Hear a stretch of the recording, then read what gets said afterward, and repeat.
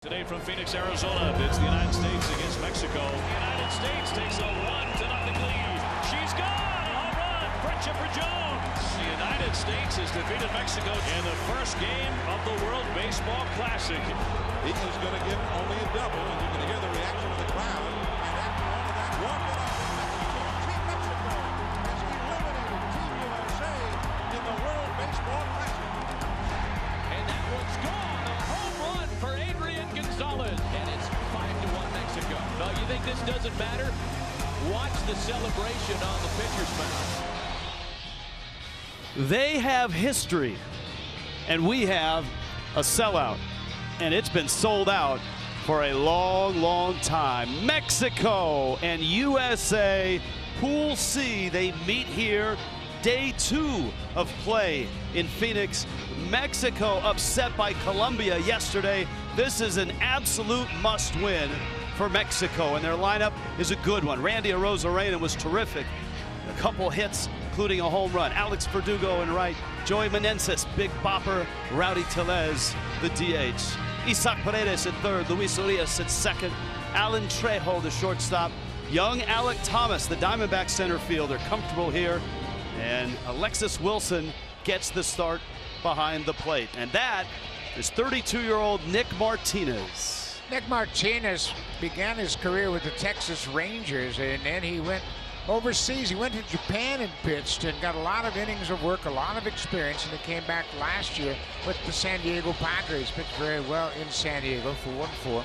He made 10 starts, had 47 games overall, and pitched 106 innings. So he draws the start here tonight in a very pivotal game for both of these teams. Mexico needs a win, and Team USA would love to go 2-0.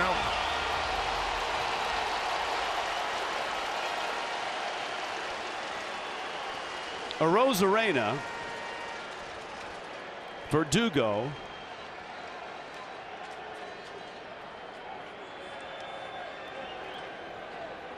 two big bats early in the lineup.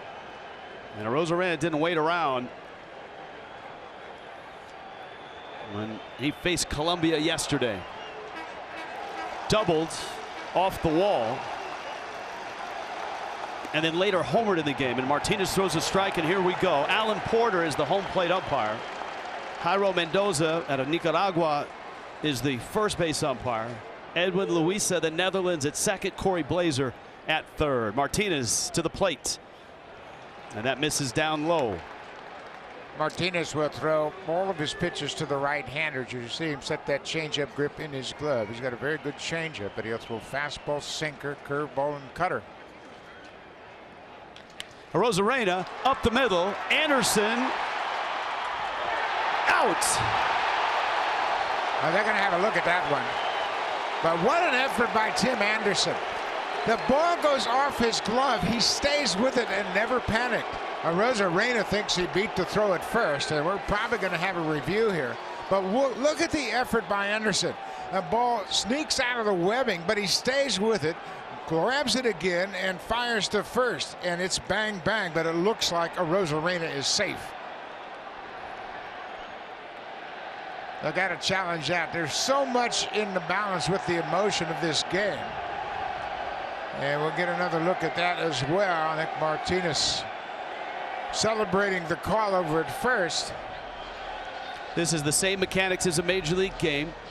Back in New York at the umpire center, they're watching all the views. I mean, that view is pretty plain. Ball's out of the glove, foot on the bag. But what an effort by Tim Anderson. I mean, he never, ever panicked. The ball swigged out of his glove. He stayed with it and grabbed it again. You can see the reaction of the Mexican fans who are watching on the big screen. And Arozarena never budged from first. In fact, he tossed some of his batting stuff away like, hey, I'm base running now. That's going to go our way, and it does. And now Verdugo. And then Meneses. Should be an infield hit. It was exceptional effort by the shortstop, even though he got a glove on it, and the speed of Arozarena allows him to beat the throw. Ruled a hit. And Mexico's in business. Verdugo was 1 for 5 against Colombia. Knocked in a run. Meneses and Tellez, really good power bats in the 3-4 spot for Mexico. And Martinez just misses inside. Buck talked about his trip to Japan. It really kind of turned things around for him. Parts of 4 seasons there. And when he came back, his first year back last year with San Diego, did a little bit of everything and did it well. Good changeup right there as Verdugo is way out in front. Meneses does have 1 at bat against Martinez. He's 0 for 1. Not a lot of history throughout the Mexican lineup with Martinez. Runner goes, big jump, and a high fly ball, shallow right center. Arozarena retreats. Trout makes the catch. And that is out number 1. And here is Meneses. Arozarena had 32 steals in the regular season a year ago, but he was caught 10 times, and Will Smith behind the plate, one of the best at throwing out base stealers. They got a good catching core here. 3 good catchers on the Team USA roster. Will Smith did not play in game 1. He's back there tonight. JT Realmuto last night. Meneses, the 30-year-old who was a minor leaguer for most of his career.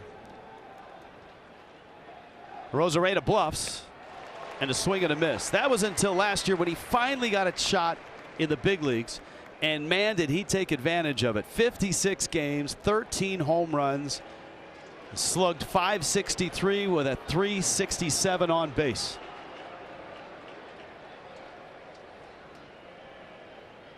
He had a couple hits against Colombia. And Arozarena back in. If you watching for the first time the World Baseball Classic this year, the rules that have been implemented by Major League Baseball for 2023 that spring training is getting used to, those are not in place. You can shift here. The base is the same size. No limit on pickoff throws to first. 2022 rules, though, especially with the replay. That's how this tournament is being played.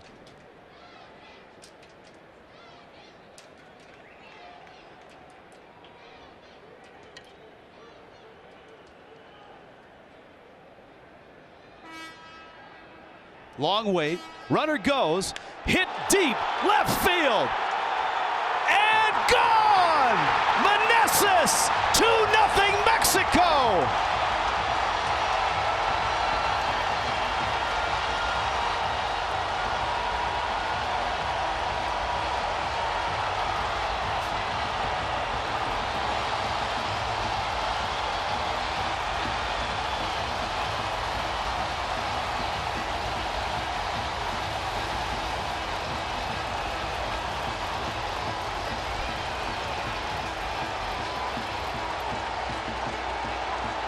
The threat of a stolen base comes into play in the first inning.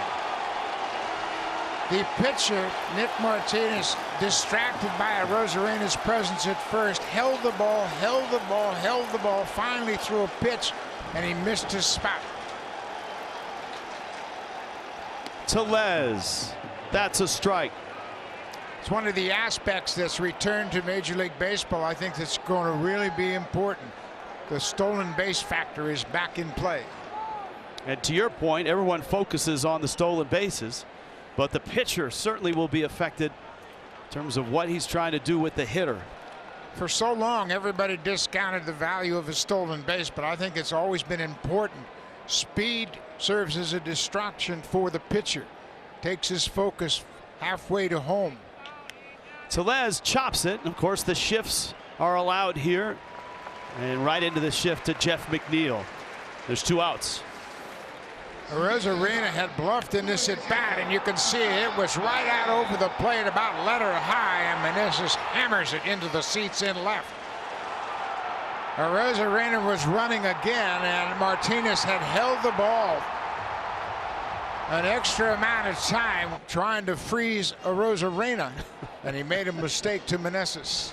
That's not a bad costume to have tonight. Probably cuts out some of the ear-splitting noise that we're going to get all night long. Paredes, the third baseman, knocked in a run last night, 1 for 5. And what was an extra inning loss to Colombia.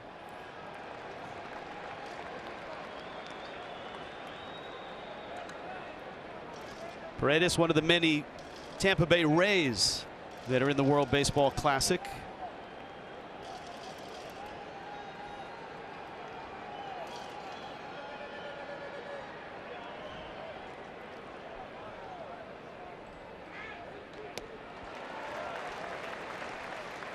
Martinez uses that cutter an awful lot to right-handed hitters. He'll start it right on the outside corner, and then he has just enough break to take it off the end of the bat.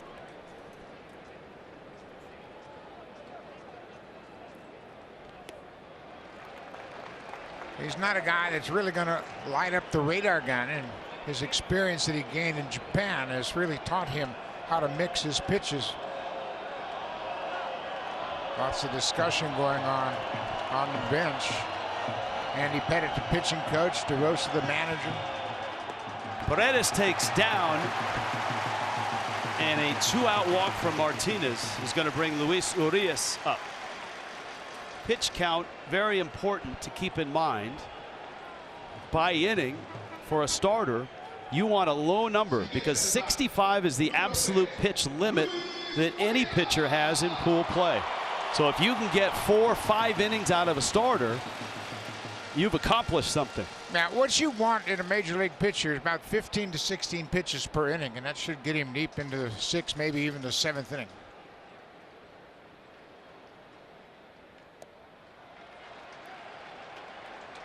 Urias with a very unique batting stance, kind of in the recline mode, and then snaps back to life when the pitch is delivered. He's got a couple of at-bats. He's 1 for 3 against Martinez, and there's the recline, and now he'll come into a hitter's stance. Drives it down the right field line. That's hit pretty deep in the corner and foul. And that came very close to catching the foul pole. I'll tell you, he gave it a ride. Urias had 16 home runs last year during the regular season. It's so difficult. We have seen this throughout the history of baseball for starting pitchers to gather their emotions in the first inning and really calm down, especially in an atmosphere like this. And Jagiel, he was well aware that this is going to be a supercharged atmosphere compared to winter ball in the Caribbean Series atmosphere. And those games get absolutely wild. And there's a ton of pressure there. Mark DeRosa, of course, the skipper for USA.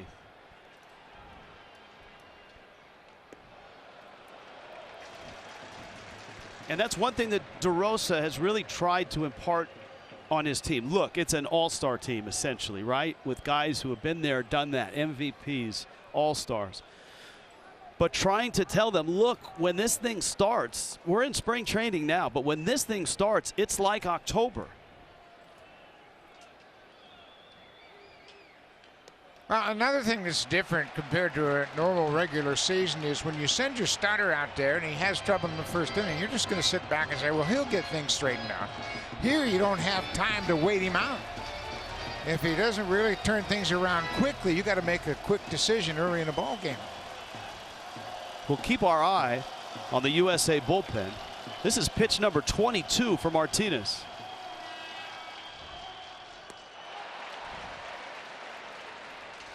Counts full now at 3-2. 11 strikes out of the 22 pitches. Martinez has been as high as 94, 95 with his fastball. Running that four-seam fastball upstairs. He's thrown all of his pitches early in this ball game. He's had to. Urias is 1 for 3 in his career against Martinez. Paredes on the way and on the move. Hit hard on a hop and off of Arenado. Barehands it and throws him out. But Mexico strikes first. Mookie Betts in the box.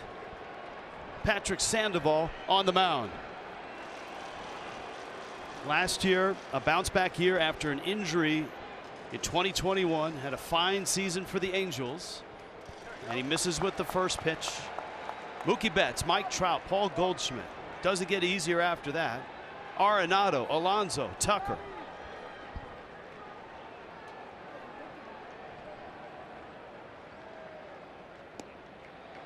That's a strike.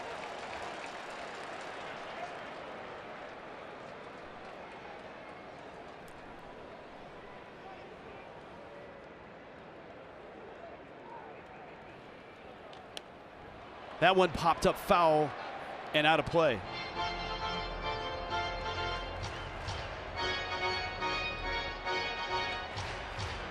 Mookie Betts 1 for 5 in the win over Great Britain, which was not impressive.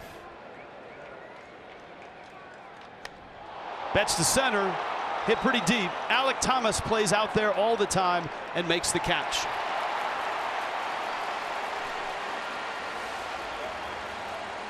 Starting lineup for Mark DeRosa. You've seen Betts. Here comes Trout. Goldschmidt's next.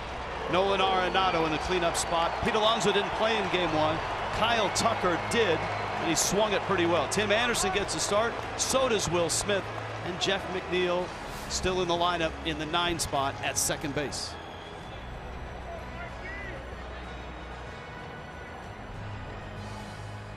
And here is Trout, captain of this team. One of the first to say, I'm all in. Mark DeRosa, let's roll.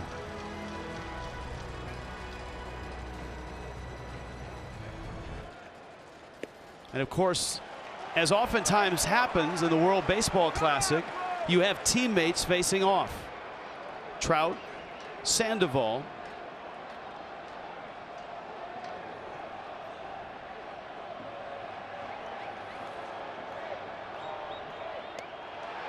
Trout about to start his 13th Major League season.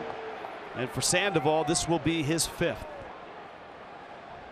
Yeah, and these two may have faced one another in spring training during live BP, but that would be the extent of it.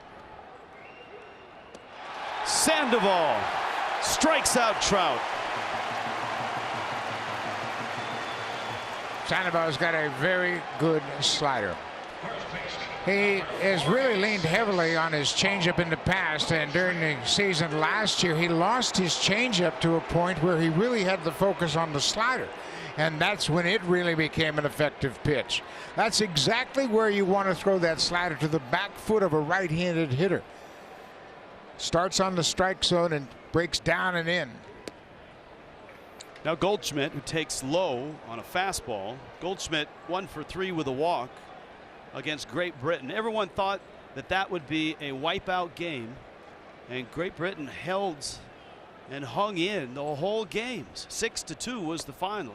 A couple low pitches and a 2-0 count. Now Goldschmidt is part of the reason when they came back. He was 1 for 3 in the game, but he scored 3 runs, and he had his teammate from St. Louis, Nolan Arenado, coming through big time when he was on base. That's a strike. Alan Porter calling balls and strikes. Mark DeRosa, first-time skipper. Managed this team against some spring training teams this past week, and managed games while watching on television over the offseason, just to start to lock in and think like some of the great managers that he had, including Bobby Cox. Yeah, especially Bobby Cox. He thought an awful lot of what he had learned under Bobby Cox while they were together in Atlanta. Goldschmidt walks. Sandoval, when he's right, Patrick Sandoval's not walking a lot of people. Every now and then the walks can hurt him.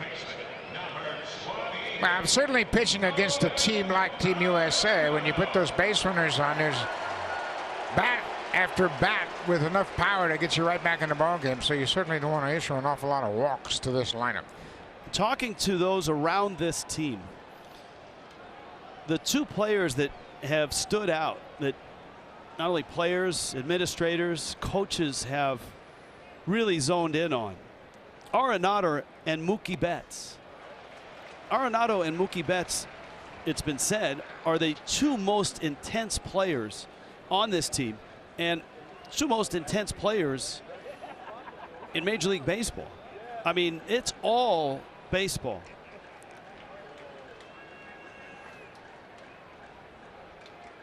Goldschmidt at first. Sandoval to the plate. In the dirt. Knocked down. Wilson will have to hold it. Goldschmidt's at second.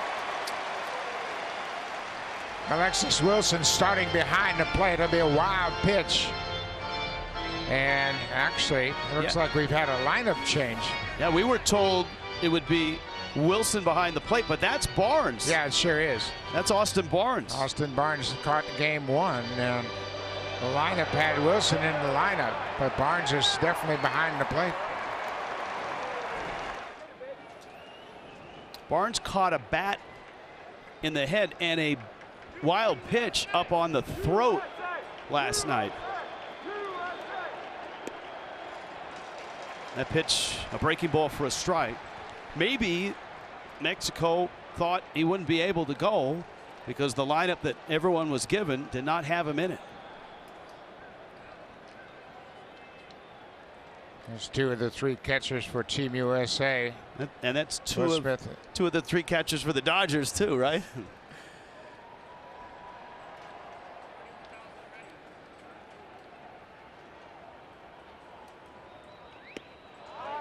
That's up.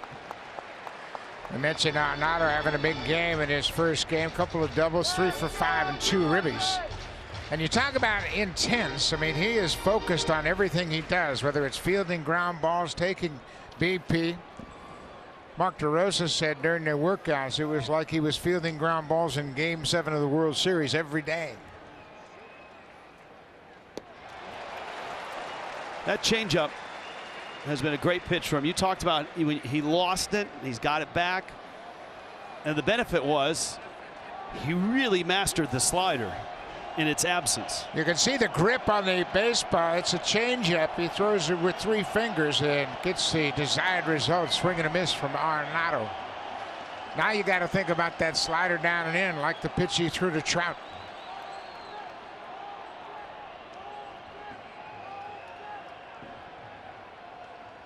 Three-two coming. Jammed him. Little pop-up. Urias. Patrick Sandoval on 19 pitches takes care of the first inning. 2-0 Mexico.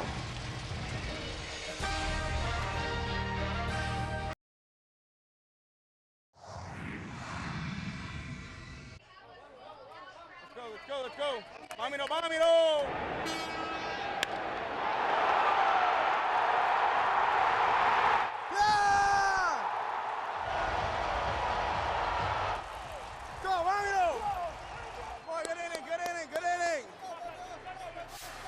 Rowdy Tellez mic'd up, and the reaction to Joey Meneses.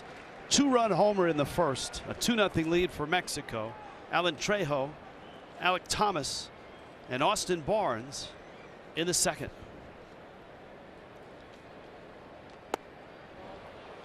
That breaking ball may have fooled home plate umpire Alan Porter because it did drop in the strike zone. Trejo 0 for 2 in the Colombia game. And that one pulled foul. This game, Buck Martinez, obviously it's a huge rivalry and there's so much hype and so much excitement around it. But it is crucial for these two teams if they want to advance out of this pool, because the first tiebreaker is head-to-head, and if Mexico beats the United States, they both would be 1-1 and Mexico would have the tiebreaker. Check swing, goes around. That's a strikeout, and that's the first for Nick Martinez. Yeah, those are a lot of things that you have to think about if you're managing the team, about the outcomes of the game have an impact on who advances. And of course, we saw that in Pool A when all teams were 2-2. That's that changeup again, and it is a devastating pitch. One very effective for Nick Martinez.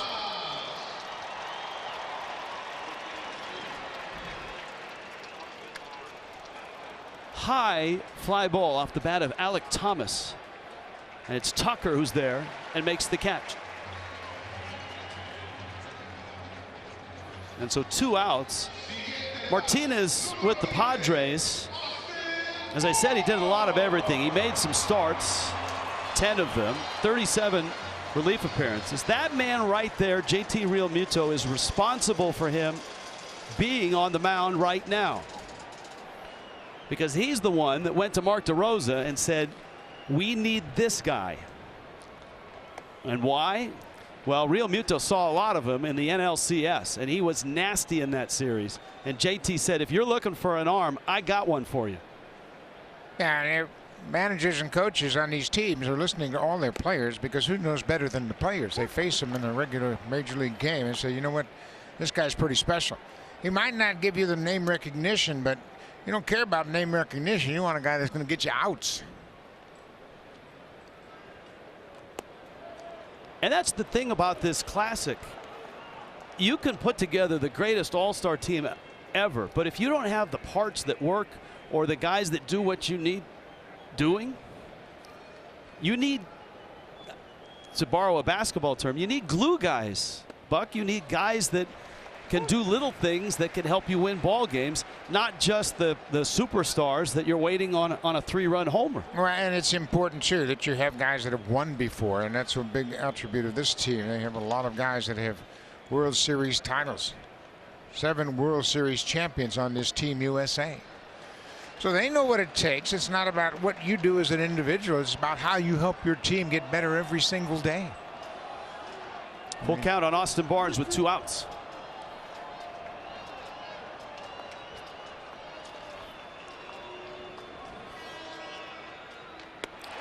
Martinez with good fastball and a much better second inning than the first. 1-2-3 goes Mexico. 2-0 ball game early on. Mexico leads Team USA 2-0 in the second inning. Longtime fans of the WBC will recognize that score, because 10 years ago, that's precisely where we stood at this stage of the ball game. Team Mexico scored twice in the first inning. They never trailed.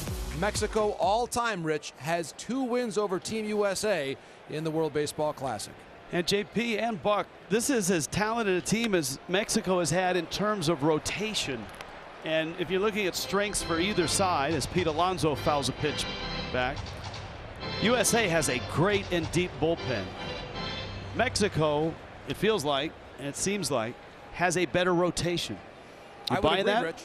I would agree. I think Mexico has the best rotation in this tournament, at least in this hemisphere, I would say. Team Japan may have a good claim to that title for the whole tournament, but right now, based on what I've seen so far, remember, you've got Taijuan Walker and Jose Urquidy still due to pitch. So which one is more valuable in this format? Is it the rotation or the bullpen, Buck? Well, if you have a starter that gives you 5 innings and stays under the pitch limit, I think that's very valuable. In the air, Verdugo towards the line, and almost overran it, but makes the catch. But obviously, having a deep bullpen where you can get a number of guys down in that bullpen you can count on, that's real strength here. But if I had my druthers, I'd love for the starter to give you 5 innings, and then you can really mix and match your bullpen down there and save those premier arms for crucial situations. Of course, for those starters to give you 5 innings, at least in pool play, you need them to do it within 65 pitches. As they move on, those pitch limits move up. This is a pretty interesting matchup here. Kyle Tucker against Patrick Sandoval. Tucker has owned Sandoval early in his career. And he hammers this one down the right field line and into the corner, just like the regular season. Buck, Tucker to second. Verdugo having trouble, and Tucker is in with a triple.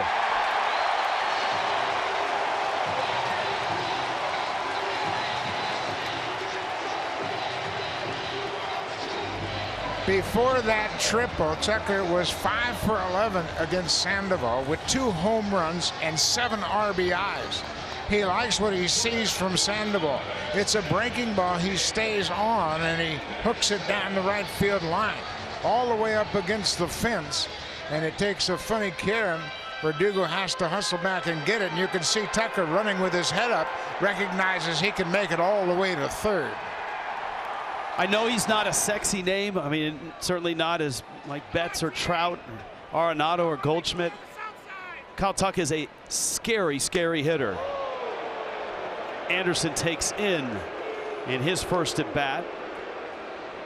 Trey Turner played short in game 1. Anderson here in game 2. Alonso wasn't in the lineup in game 1. He's here in game 2. Same with Will Smith, who's on deck. Infield's back with 1 out. Sandoval changeup. 1-1.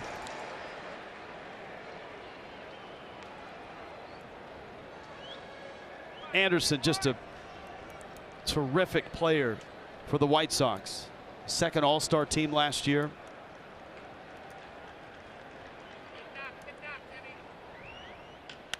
Lines it into right field. That's a hit, and that's a run for USA.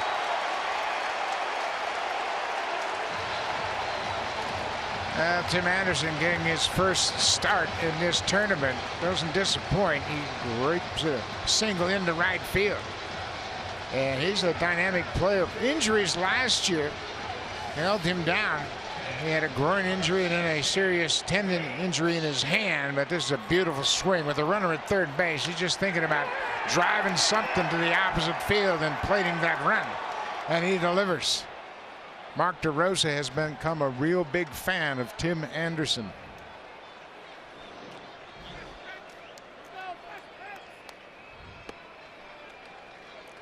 Yeah, Anderson is just a unique hitter in this day and age. Contact guy, great spray chart, hits it all over the field, and usually hits it hard and on a line. Will Smith now. 1 out.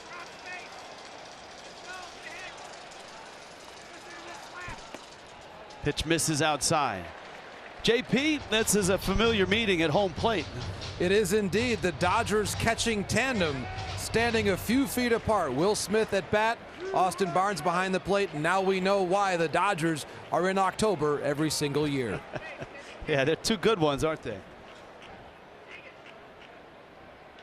And if you're thinking about stealing signs, that could happen here because there's no pitch comm. The wristband that transmits the pitch to pitchers that actually was pretty successful coming into the major leagues last year, not being used here in the Classic. Yeah, Tim Anderson, he's a threat to run. He's got real good speed.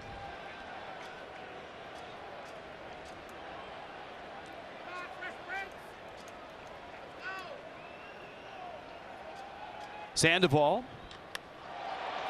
into center. Thomas is the perfect center fielder for this ballpark, and that's the reason why he's an Arizona Diamondback. He goes gap to gap really well for a young outfielder. There's 2 outs. Very comfortable here, obviously, in this ballpark. Knows it well. We mentioned Tucker, how he has had a lot of success against Sandoval. This entire bottom of the order has hit well against Sandoval, including Jeff McNeil. He's 3 for 3 going head-to-head against the lefty. McNeil with the unique bat and the unique approach. He is like Anderson, very much a contact guy and very much a hit it all over the ballpark guy. And it feels like in baseball, Buck, the value of that is starting to increase, especially with the new shift restrictions. Well, and you know, they're trying to get more action back into the game, and that'll include more stolen base opportunities, more hitting and running, and with the defense now limited to the shifts, there should be more base hits in the game.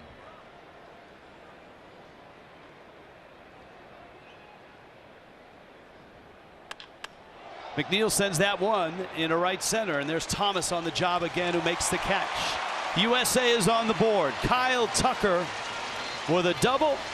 Tim Anderson knocks him home.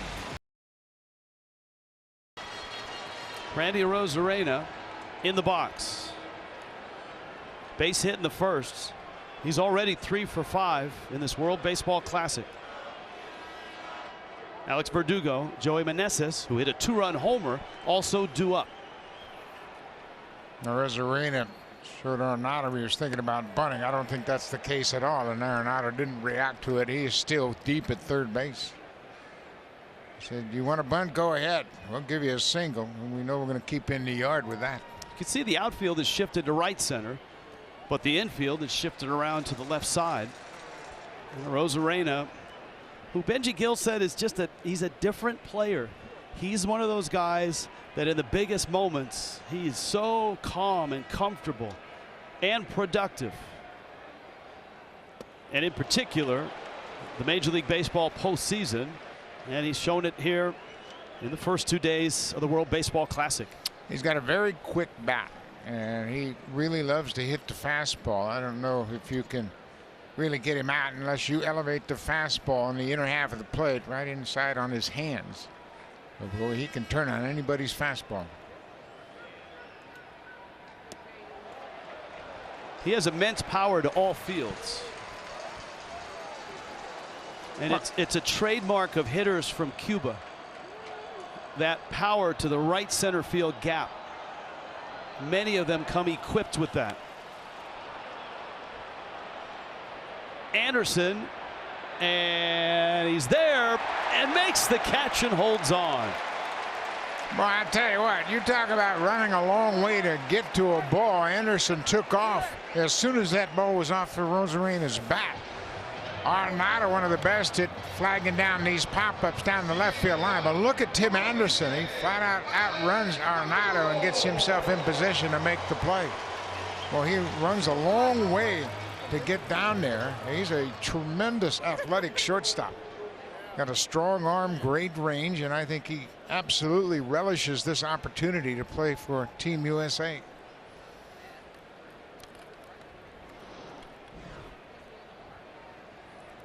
Now Verdugo, a fly ball out back in the first. Managers for both of these teams told us they put a high premium on postseason experience. Guys that have been to the postseason, and with the USA, obviously, you know, guys like Trey Turner, Kyle Tucker, JT Realmuto.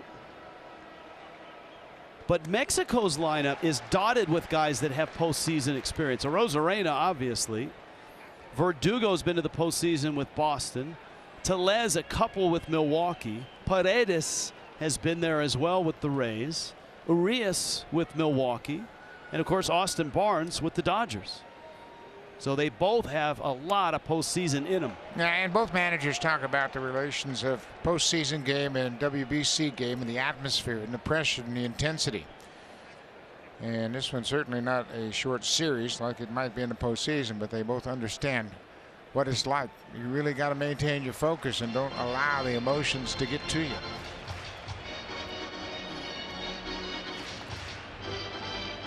You talked about that today with Freddie Freeman, who was playing for Team Canada, and he told you that, you know, his first postseason was not an easy thing. First time he had a postseason at bat, he was nervous. McNeil on to first in time.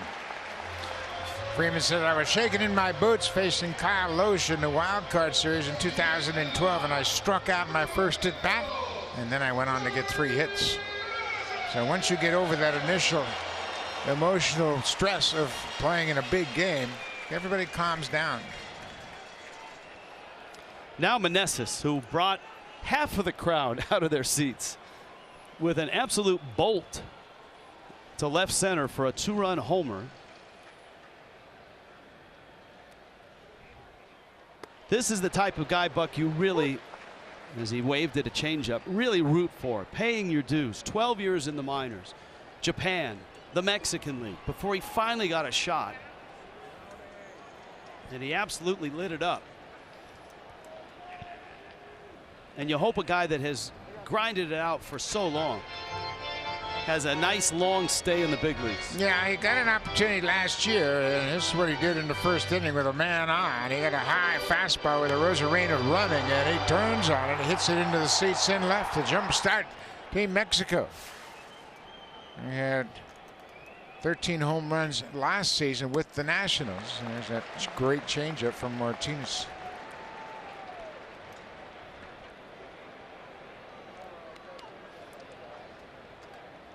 Those are minor league stats. A stop in Japan, lots of games in Mexico.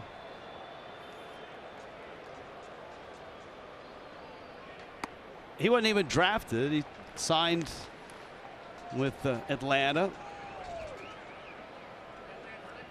And that started his journey. That was back in 2011. Tellez on deck, 2-2 and 2 outs.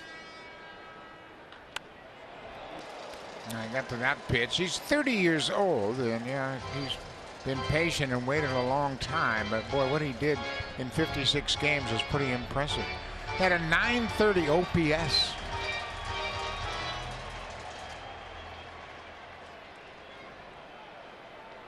See if he gets a changeup again.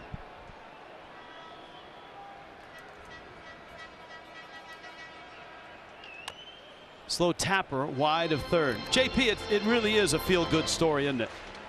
It really is, Rich. And interestingly, his manager with Los Tomateros de Culiacan is Benji Hill. And Benji Hill has spoken for years about wanting to see Joey get his opportunity. Benji has always advocated for him and told him to be patient, wait for that opportunity.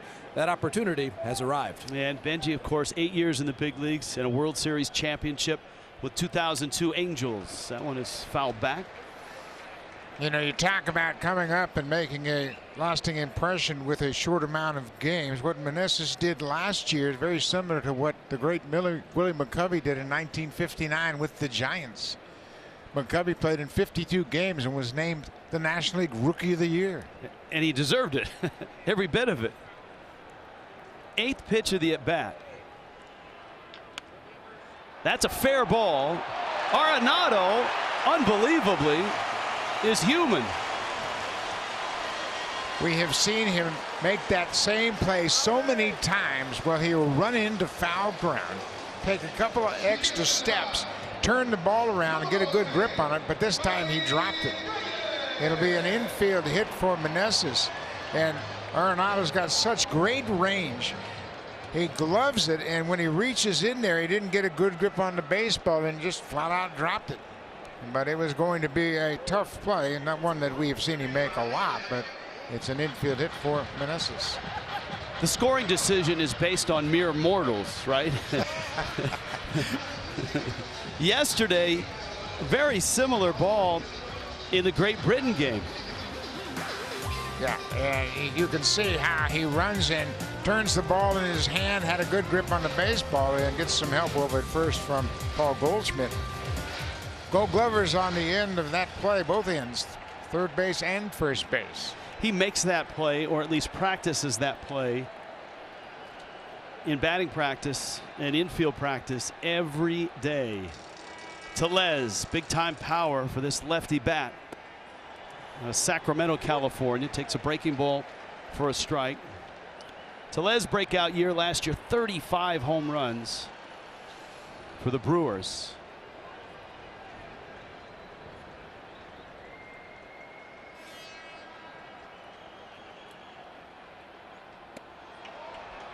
No swing. His postseason experience includes a couple of home runs in Milwaukee's division series loss to Atlanta. Yeah, he also had an opportunity to play in the postseason with the Blue Jays, his first team. That was in 2020. Wild card series against Tampa Bay. Kind of off the end of the bat. That's McNeil out there, and he can't get it off his glove. Stumbles a bit. Tellez halfway to second. There's nobody at first. And that's going to go as a base hit. McNeil on the shift was way out in right field. And he was the defender best equipped to make a play on that. Yeah, just run into no man's land out there. Even with the shift, nothing they could do. It would certainly be a hit. And you can see where McNeil starts from. And he got a long run, and he gets to it, but looked like he just missed it. And your head is bouncing as you reach for it, and it actually went off the thumb of his glove. Andy Pettitte is on his way out to the mound. pitching coach. The pitching coach for Team USA, and this is a good break right here. Just slow things down a minute, and Pettit's been in many great situations in the past, and he's just talking about, hey, let's regroup. Your stuff is good.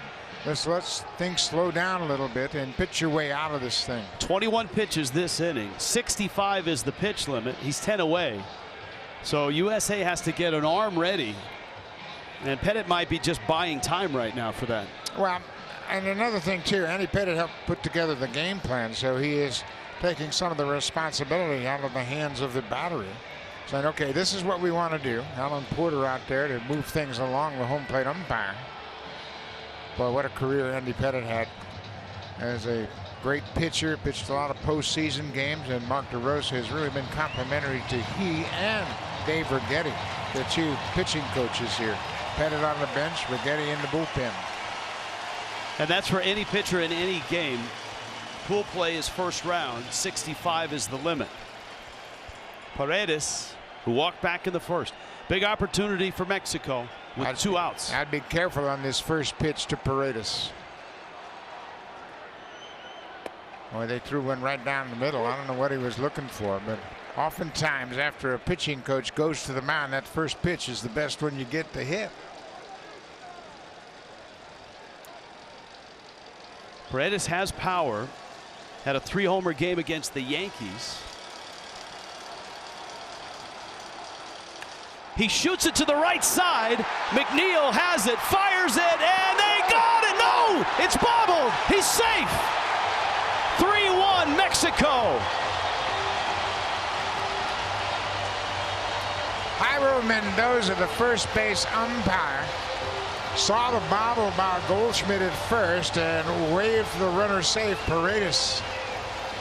Well, you talk about taking advantage of the shift. Paredes just guided it to the right side of the infield. They were shifting him around to left, anticipating to pull. And McNeil, he went a long way to his left. He's had 2 long runs. Look where he starts from. He gets to it and makes a throw, but handcuffs Goldschmidt to the point where Goldschmidt bobbles it. What an effort by McNeil. But you can see that ball bounces off the heel of his glove, and Paredes reaches. And the foot lands before he controlled it, and that's it for Nick Martinez. Think about the small margins in this inning. The bobble by Arenado on the Meneses ground ball. Tellez little looper that was just off the glove of McNeil, and that one that was in and out of the glove of Goldschmidt, and Mexico cashes in with a run. Pitching change in the World Baseball Classic in Phoenix, and Mexico has a 3-1 lead. All right, Buck Martinez, the margin's pretty slender, but it results in a run. Absolutely. This is an infield hit off the bat of Joey Meneses as Arenado can't make the play. This ball came off the bat at 68 miles an hour. And how about this one? A jam shot roller to the right side.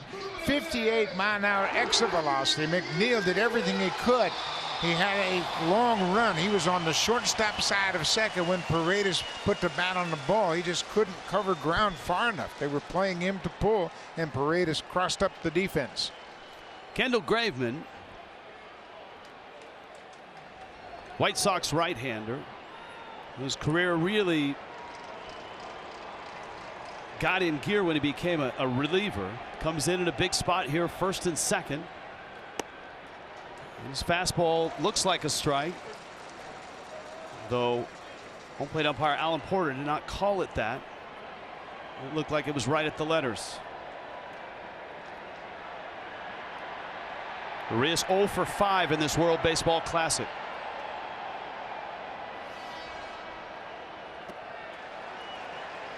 Well, you mentioned Graveman began his career as a starter. He originally signed with the Toronto Blue Jays, drafted out of Mississippi State. And then he went to Oakland and took a spot in their rotation. He made a career-high 31 starts in 2016. Well, boy, since he's moved to the bullpen, he's been a much better pitcher. He's had some terrific seasons pitching out of the pen. He's entering the second year of a 3-year deal with the White Sox.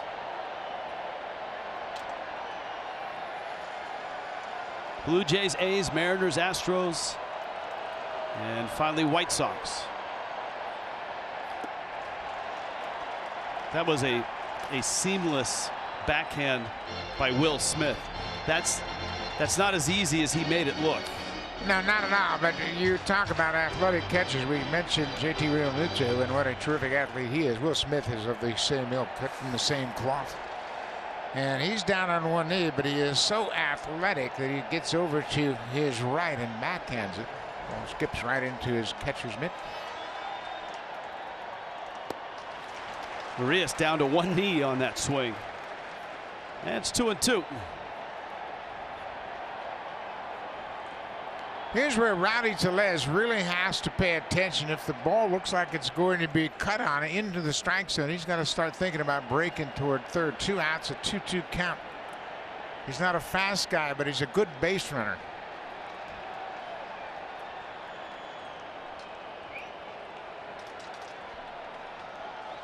And the 2-2. Slow tapper. Graveman has it. Darts towards first. Gets the out. Mexico adds on. 3 2-out hits. None of them hit hard. And a 3-1 lead.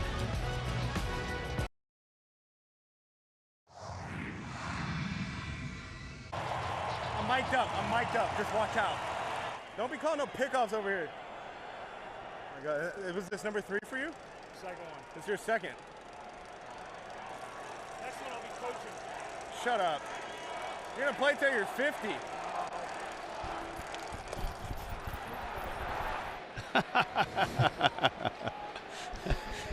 Next one I'll be coaching. Yeah. I doubt it. But I would never tell Goldschmidt to shut up. No. Betts. Thomas. 1 out. Patrick Sandoval obviously having a smoother night than Nick Martinez, who went 2 2/3 and gave up the 3 runs on 5 hits. JP Morosi, both these coaching staffs have a lot of star power, don't they? They do. The great Vinny Castilla, most home runs hit by any Mexican-born player in Major League history. And earlier this week, when I asked him about the rivalry, he said the U.S. has the best baseball players in the world. We're supposed to beat the U.S. in soccer, but it's a big deal when we beat the U.S. in baseball, which, again, they have done more often than the other way around in World Baseball Classic play. Yeah, they have. And as Mike Trout digs in, whether it's Benji Heel, whether it's Vinny Castilla, you talk to anybody on the Mexico staff about games in the Mexican League, in the Mexican Winter League, in the Caribbean Series when Mexico is there, and they'll tell you about pressure. They'll tell you about frenzy. Trout takes up. And Benji Hill said, you know what? That prepares many of the players on this Mexican team for something like this. They've been in those atmospheres. They've been in that type of pressure-packed situation. Yeah, in their short seasons, and if you're not performing, they'll get somebody else to play. And if you're an imported player to those Latin countries, they'll send you home. So there is a lot of pressure, whether you're a native to the country or an import. You have to produce. And it's not like playing a 162-game season where you can have a bad month and they allow you to work things out. No, bad month and they ship you out. Yeah, you're gone. Mike Trout is 0 for 5 with 3 strikeouts so far in this Classic. And Patrick Sandoval, his Angel teammate, with a 3-1. Got him. He cut at that 3-1 pitch, and now the count is 3-2. What do you see with Trout? It just doesn't seem like the real Mike Trout. Trying too hard. First time he's been in the Classic, wants to do big things, and that's what Freddie Freeman was talking about. You just have to embrace the situation, trust your skills, and Mike Trout's one of the greatest players to ever play the game. But Ken Griffey Jr. experienced the same thing in 2006 when he played for Team USA for the first time, and he became the best hitter we had in that series. I mean, he was locked in, one of the few hitters that had his timing down, and he had a great series, and in fact was named to the All WBC team that year in 2006. Griffey had extensive postseason history by the time he got to you. Trout has not had that. Just 3 postseason games. I got a piece of it. You know, another thing that's happening here is when Sandoval and Trout are teammates, I can relate this. Oftentimes when you're sitting on the bench watching a great player like George Brett or Mike Trout or all those great players, as a teammate you're thinking, I wonder how I'd pitch to Mike Trout. How do I think I would get him out? And I can tell you that Patrick Sandoval probably has done that a few times in watching Mike Trout play on a daily basis. 3-2 coming. Trout goes down to get that one and hooks it foul. Well, Mike Trout is one of the best low ball hitters in all of baseball. Whether it's an off-speed pitch or a fastball, he can get to balls that are down out of the zone. And watch how he stays on this pitch. That's that slider. That's the pitch he struck out on in his first at bat back in the first inning, but he got to that one. It's fun to watch teammates face each other, but this is not the matchup Mark DeRosa wants to see. He wants to see Trout against Ohtani, because that means they'll be in Miami. Ooh, wow. Sandoval thought he had the zone, and it looked like he did. And he's asking home plate umpire Alan Porter now if it was off the plate inside. A little communication without much attention. Take another look at the pitch inside, and it was up a little bit. Looked like it caught the inside corner, and Sandoval staring into the home plate umpire, and he subtly pointed to the inside to ask Porter in a very classy way, was it off the plate inside? And that was confirmed. I think Porter actually said, no, that's Mike Trout. Here's Goldschmidt, takes a strike. Goldschmidt walked back in the first. Sandoval gave up the double to Kyle Tucker and a line drive single to Tim Anderson. That was back in the second. And that's the extent of USA's offense so far. 44 pitches.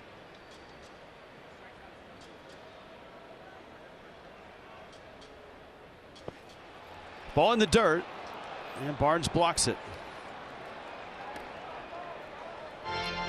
What kind of relationship do these teammates have, JP? Well, Rich, Mike Trout hoped to get some good scouting information when he had an intra-squad live batting practice against Sandoval earlier this spring. And Angels manager Phil Nevin, who's actually sitting right behind home plate right now, Phil Nevin told me earlier today, yeah, Mike hoped he'd see the repertoire. Patrick only gave him fastballs away. Fastballs away. Nothing with a wrinkle in it. That's great stuff. Trout's at first, 1 out. Goldschmidt waiting. Well, Goldschmidt missed a good pitch right there. That was one he was anxious to get, that pitch up and out over the plate. He hammers that pitch, but found it straight back to the screen. And look how he stays on this pitch. Just underneath of the tad. And a good pass at it, but boy, he'd like to have another whack at that one.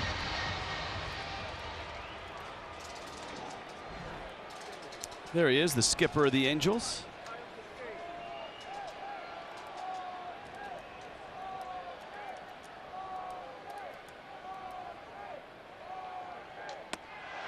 That's outside.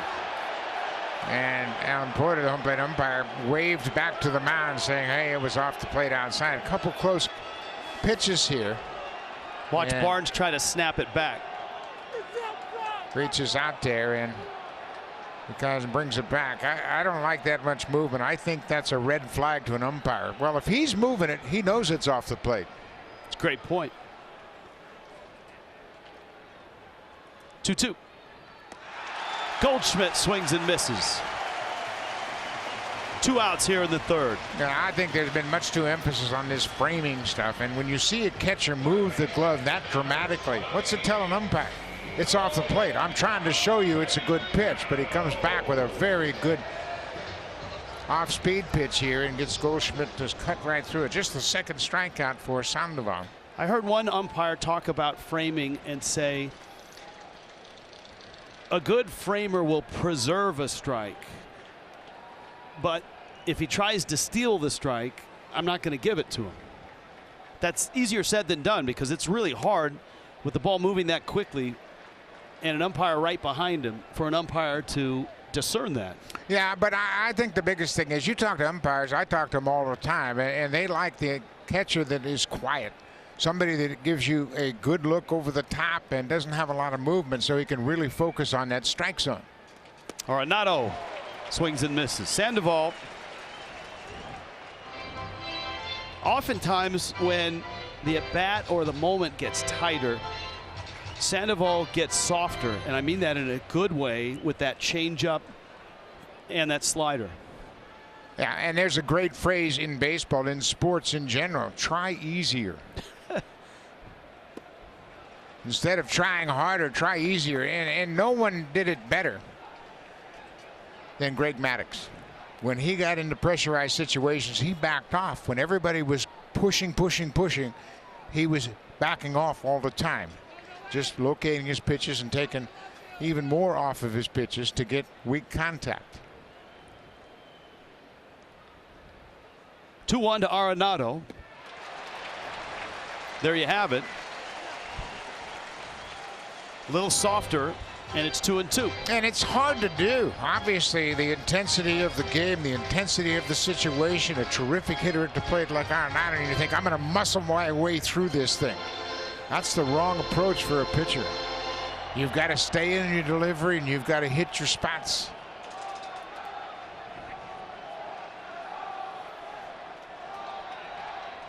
.52 pitches for Sandoval. Again, the pitch limit, 65. Shakes off one sign from Barnes. Trout's at first.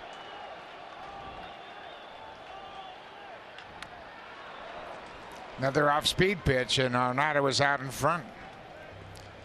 This inning means it's going to be really tough for Sandoval to pitch and finish the fourth. Well, that might not be a bad thing for Team Mexico when you consider what the bottom four hitters do against Sandoval throughout their history. And they got him tonight. Tucker, who's owned him, doubled. Anderson, a line drive single. Smith has hit him well, as has Jeff McNeil. The bottom four have hit well against Sandoval in the past, so that might not be a bad thing.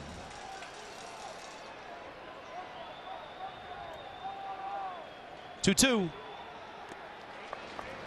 Arenado gets the count to 3-2. It gives Trout a head start at first. Alonso's on deck.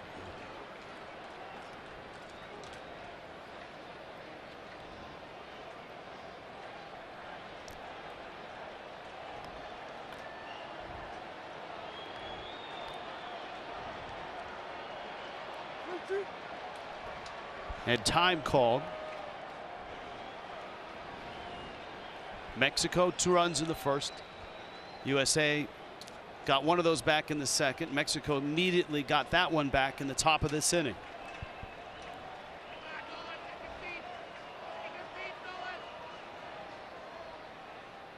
Trout's moving. 3-2 pitch hit on the ground to short.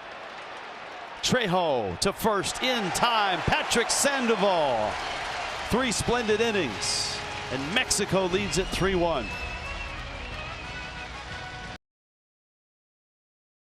All right, Buck Martinez, what's it like to take the field in front of 45,000? Mookie Betts wants to show you. Yeah, a little selfie stick there. Come on with me, kids. Let's roll. That's the start of the game when he takes his position in right field, and he's got a camera with him, and he runs it out there, and then he put that on the internet. This is what it's like to be a big leaguer. Trejo goes after the first pitch, fouls it off, and it's Brady Singer on the mound now for USA. Nick Martinez went 2 2/3. Kendall Graveman got the last out of the third. And now Singer, splendid year with the Royals. Number 1 pick in 2018 of Kansas City, had a breakout season last year. He opened up the season working out of the bullpen, and then after 3 relief appearances, he was optioned back to AAA Omaha to be extended.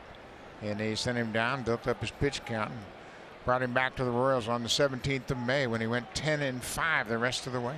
First round pick, 18 overall, University of Florida. So he and Pete Alonso get along really well. Yep.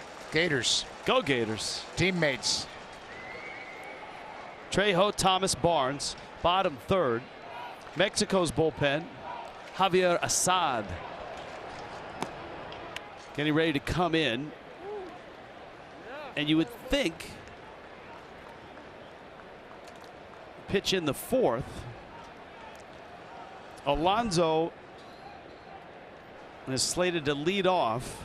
You could get another hitter out of Sandoval, but we'll see if he'll come in and start a clean inning. That's strike three called, and Trejo didn't like it. He was on his way to first.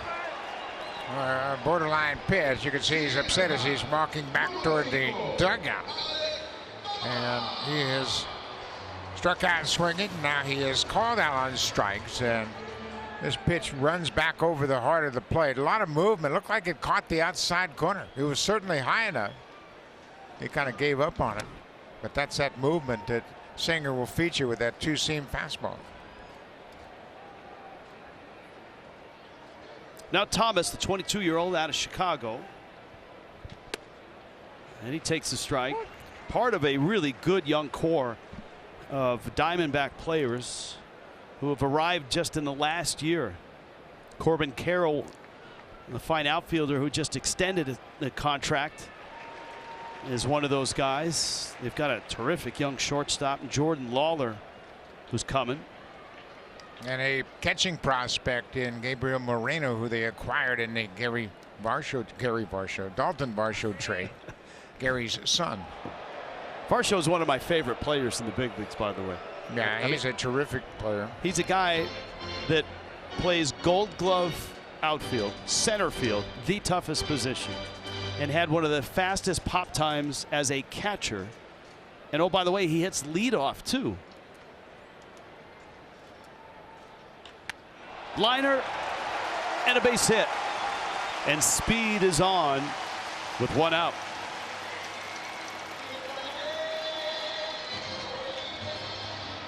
And 6 hits now for Team Mexico. Thomas, a good-looking young player. He gets that fastball and stays on it. You try to pull that fastball, you're going to roll over on it, hit the second baseman, but he stays on it and gets a base hit. Now, for me, this is a perfect combination to play a little hit and run here. Try to stay out of a double play. Got Barnes at the plate. Struck out his first time, but he can put the bat on the ball. And you'd love to get a Rosarena up with a runner in scoring position. He's on deck.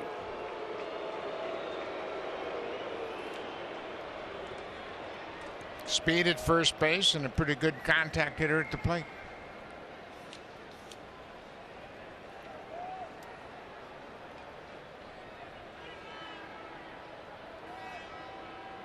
In the dirt, and Thomas arrives at second.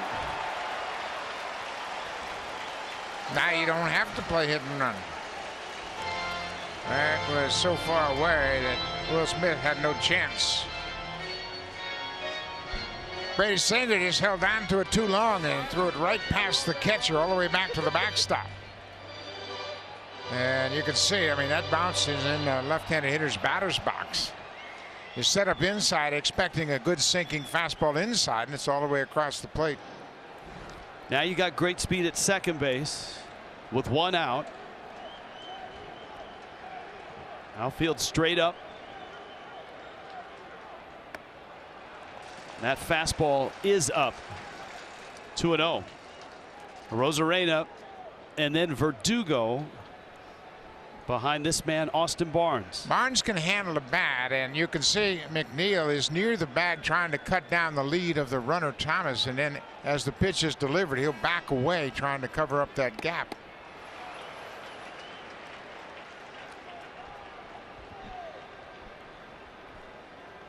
Goldschmidt over at first base has got a lot of room to cover, but he's capable of doing that. A terrific defender.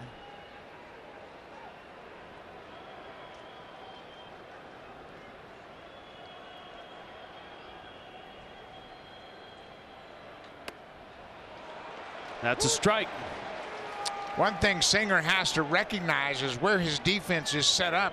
With Goldschmidt so far away from the first base bag, if Barnes hits the ball to the right side, Singer has to get off the mound in a hurry. First base is going to be his responsibility if Goldschmidt has to field the ball.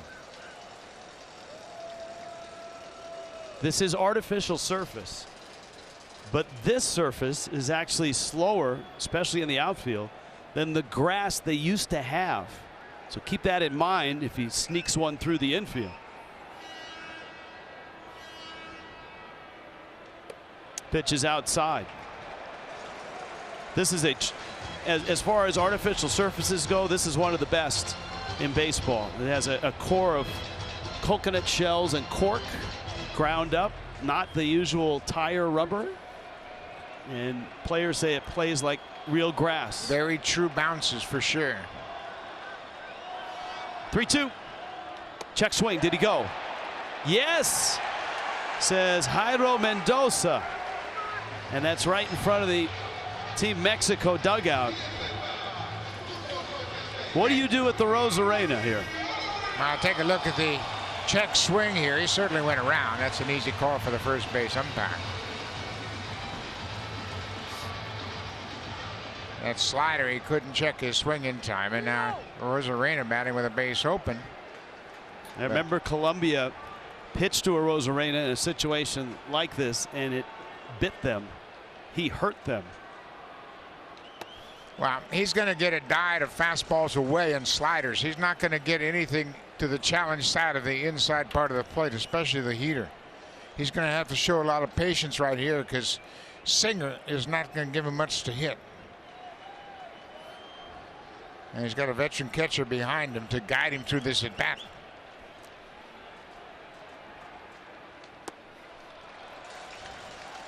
Yeah, you'd really have to say, okay, he's probably not going to throw me a fastball, and I got to make sure if I'm looking slider, it's got to be one that's right over the heart of the plate. But I don't think they're going to challenge him. I think they're going to pitch around him. See if maybe he goes out of the zone and tries to catch something here. A Rosarena. Ooh, that was in the zone. Yeah, that was a mistake. 85-mile-an-hour backup slider, and he was anticipating the ball being away, but you can see it just spins over the heart of the plate, and it didn't break. That's not intentional, but that's a hard pitch to hit, the backup slider.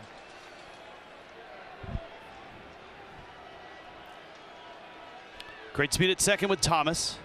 A Rosarena right center field. Hammers it in the gap. Going to the wall. Scoring is Thomas. A Rosarena to second with a double. 4-1 Mexico. Why did they pitch to him there? I don't get it. I really don't get it. I mean, he has proven time and time again in big situations he will drive in tough runs. He has done it already in this tournament. He did it in the postseason at a record pace. Why would you give him anything to hit?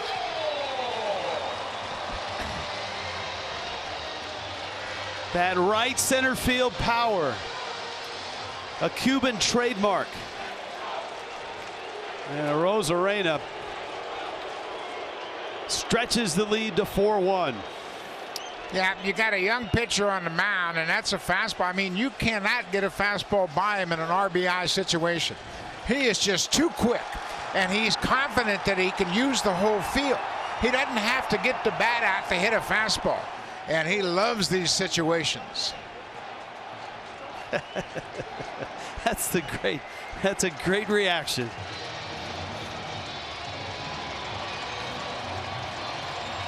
It's a 4-1 ball game now. You know, when you have team meetings and you say, okay, who in this lineup do we want to avoid? Who can we ill afford to allow him to beat us? It's a Rosarena, and he's done it twice in this series already, in this tournament. Colombia tried it. He hurt him. USA tried it, and he's hurt them. Verdugo is bounced out, flied out. Rosarena, good wheels at second. And, you know, you could say, well, there's a left-handed bat behind him, you know, and he's pretty good protection. He's not Randy Rosarena. And I'm sorry, you just give him too many opportunities to cash in, and this is what he relishes. He loves the spotlight.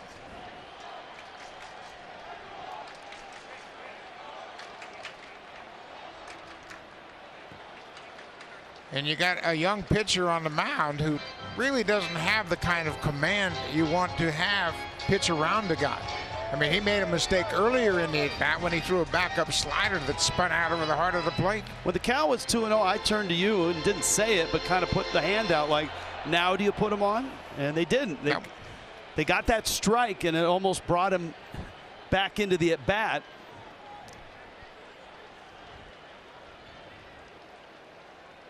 Oh, 2. It's low and in. Singer's pitch count rising now at 24. There's no one throwing down in the USA bullpen.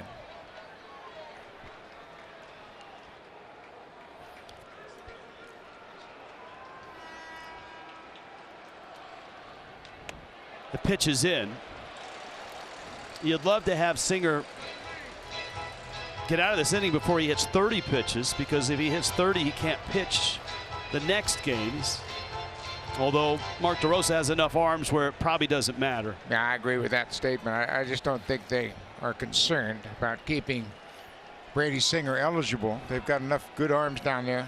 They've got good depth. Well, he's pounding him low and in. And the count's full now at 3-2. Well, it's interesting, too. No one is warming up. Meneses is on deck, and if the inning stays alive, you got another RBI guy coming up.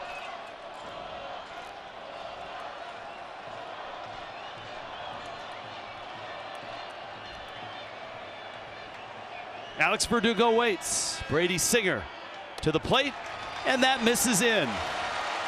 Ahead in the count, Singer kept picking in and down.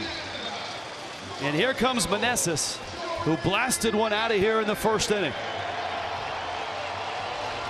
He's 2 for 2. He's got a home run and an infield hit. And the Team Mexico fans have enjoyed the start of this game.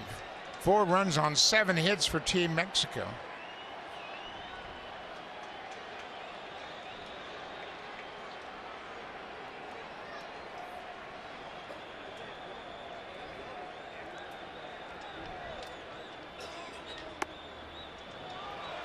That catches the corner. It's 0-1.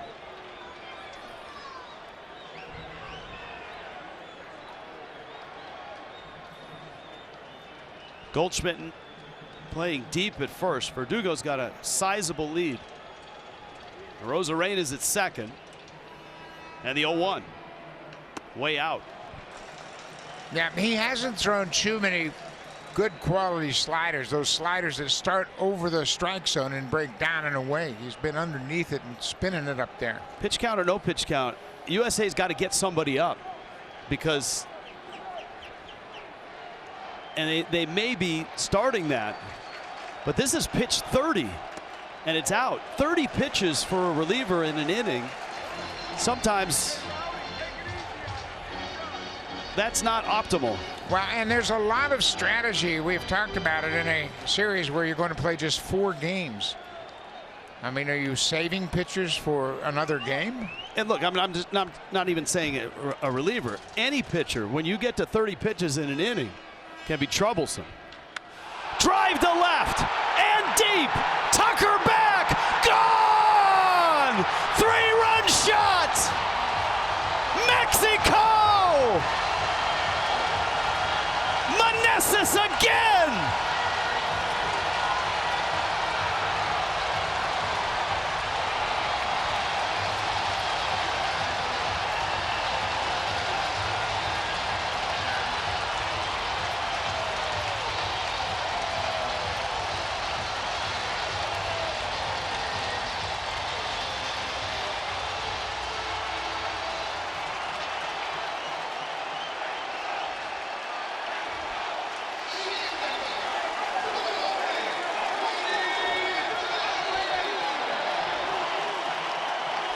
Pitch number 31 for Singer in orbit.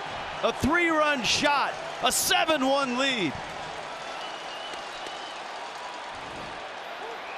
Just the two guys that can do the damage have done the damage in this inning. Arozarena with an RBI double and Meneses with a big home run. Two things there. Singer was obviously struggling. And what an epic bat flip by Meneses. One of the best. That's maybe the highest bat flip I've ever seen. It was. That's right up there with the Jose Bautista bat flip. Watch this.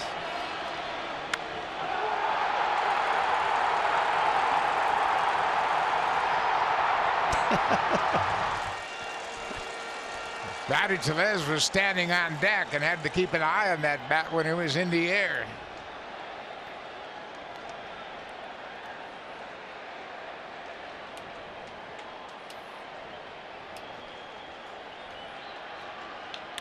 Ground ball, shallow right. McNeil to first. Randy Arozarena arrived to left field to a standing, I don't even want to call it an ovation. It was a standing celebration. Pete Alonso at the plate. Javier Assad on the mound, and he pours across a strike, and the count is 0-1. If you're just joining us, too bad. You've missed quite a night already. Mexico has put 7 on the board.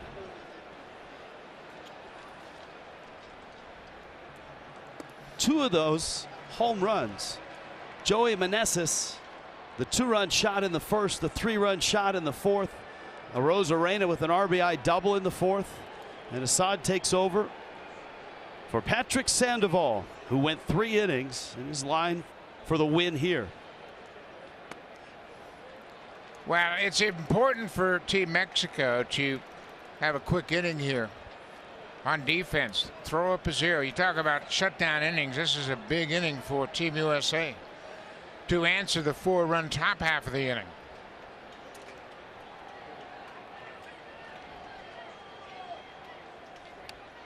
Alonso swings and fouls it back. Pete Alonso, who has really been a catalyst for the Mets offense ever since he pulled on a uniform. His 5th year with the Mets coming up. University of Florida product. Last year his 2nd All-Star team. Only drove in 131 runs and hit 40 homers. He's got 146 home runs, and he's looking at his 5th year. What a power hitter. I believe he's won a couple of home run derbies too. Yeah, he rookie of the year in 2019, hit 40 home runs and drove in 131. Schwarber was the DH in last night's game, and Alonso strikes out. But let's go back to the first at bat by Randy Arozarena, something we spotted. I don't know what to make of this. You've been in the game a long time. Arozarena, very cordial guy. Hey, how you doing? How about, hey, Will Smith, yeah, fist bump? No fist bump. I think that goes back to 2020, the World Series. Yeah, I'm Tampa sure it Bay does. and the Dodgers, and Arozarena hit 364 against the Dodgers with 3 home runs. Will Smith said, "You know what? We're not pals." So much for the friendly atmosphere in this tournament. Arozarena's just trying to have fun, and he's having fun at a lot of pitchers' expense. Right. Well, he surely isn't going to shake his hand now. He's got 2 hits, including that RBI double, scored 2 runs. Hit hard. Kyle Tucker has had some good at-bats tonight. Meneses. 2020. Starter yesterday, Julio Urias, who was perfect through 4. That's the last out. And of course, that World Series was played in Arlington during the COVID season. A terrific effort by Urias and the Dodgers overall, beating Tampa Bay in 6 games. Anderson now drove in the only run of the night for USA, a line drive to right. chased home Tucker, who had doubled in the second.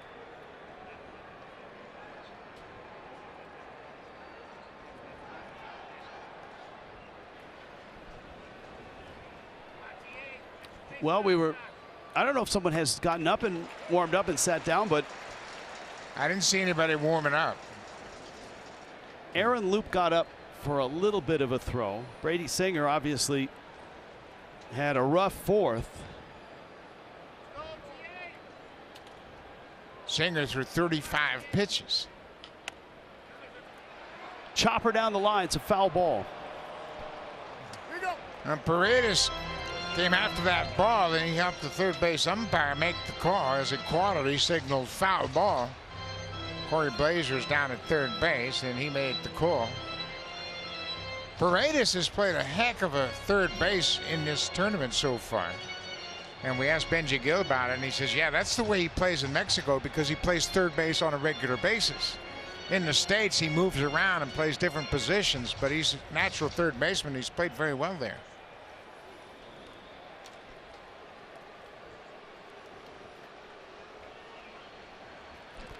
I love watching Tim Anderson play the game. I like the emotion.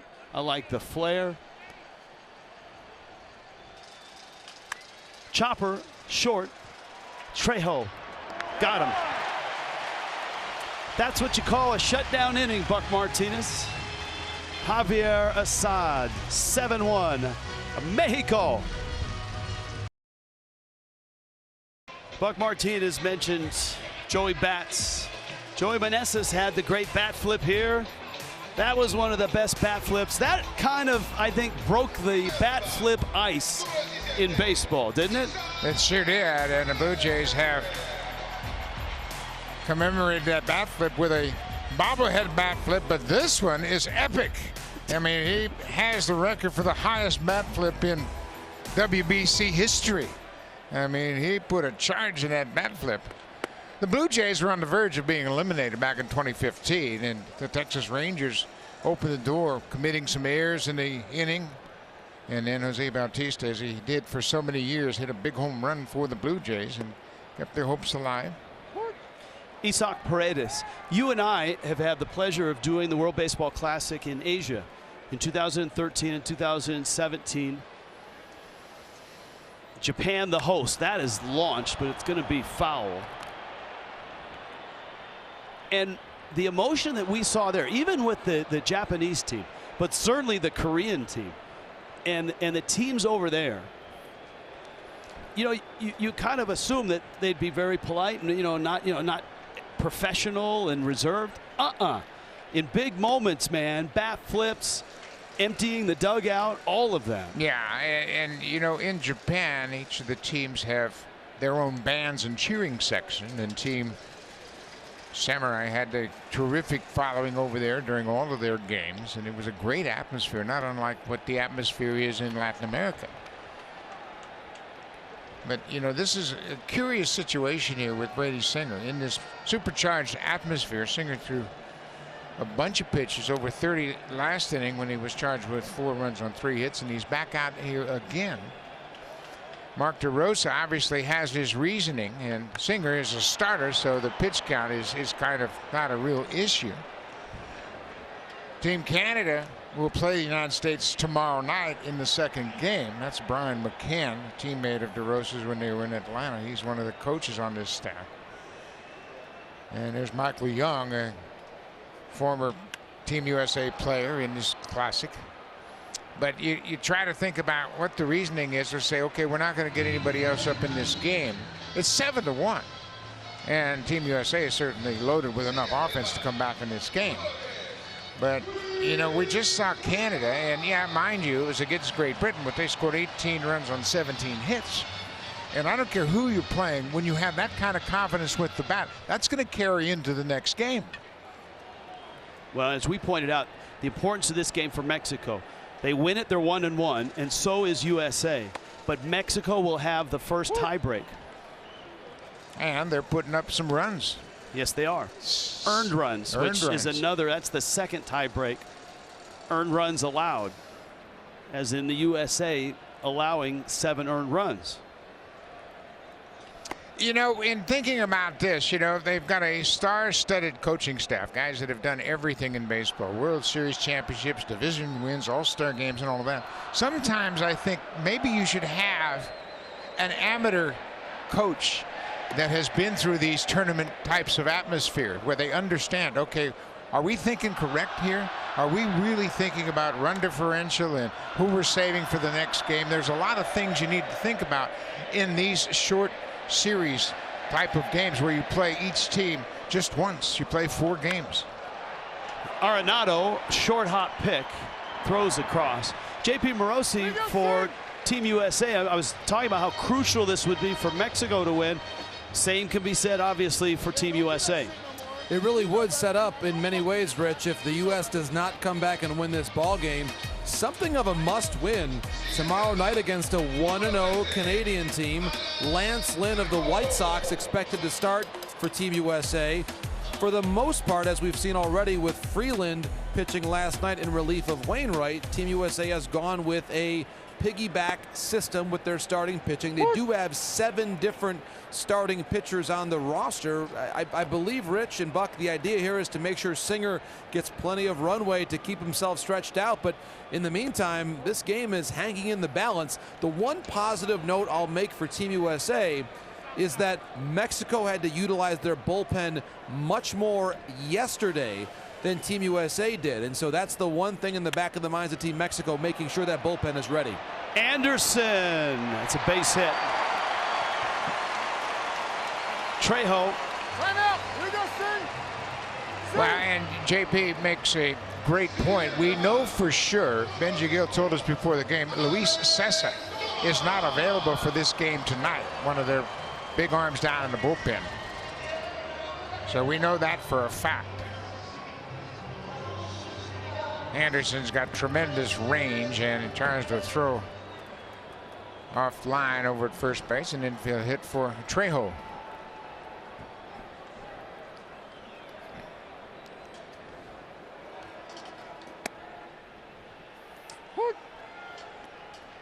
And Matt Orso, who's with us, a terrific researcher, points out the off day is so important in this format.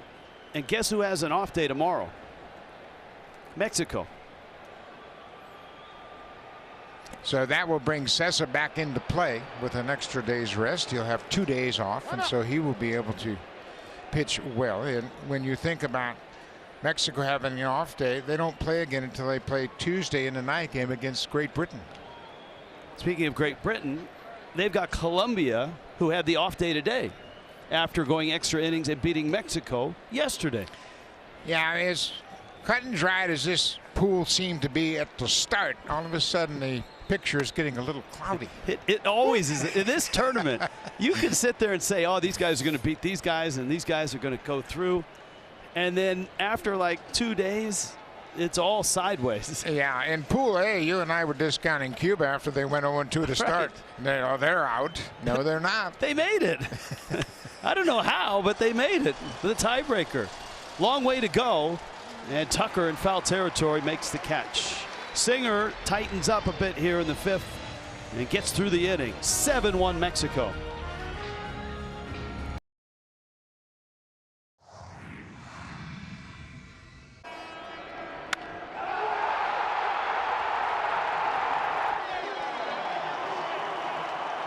Start over. Nothing happened. Brady, show me something right here. Right back to work. Attaboy, Brady! Attaboy, attaboy! That's the value of having Wainwright on your team. Thomas going gap to gap and running that down.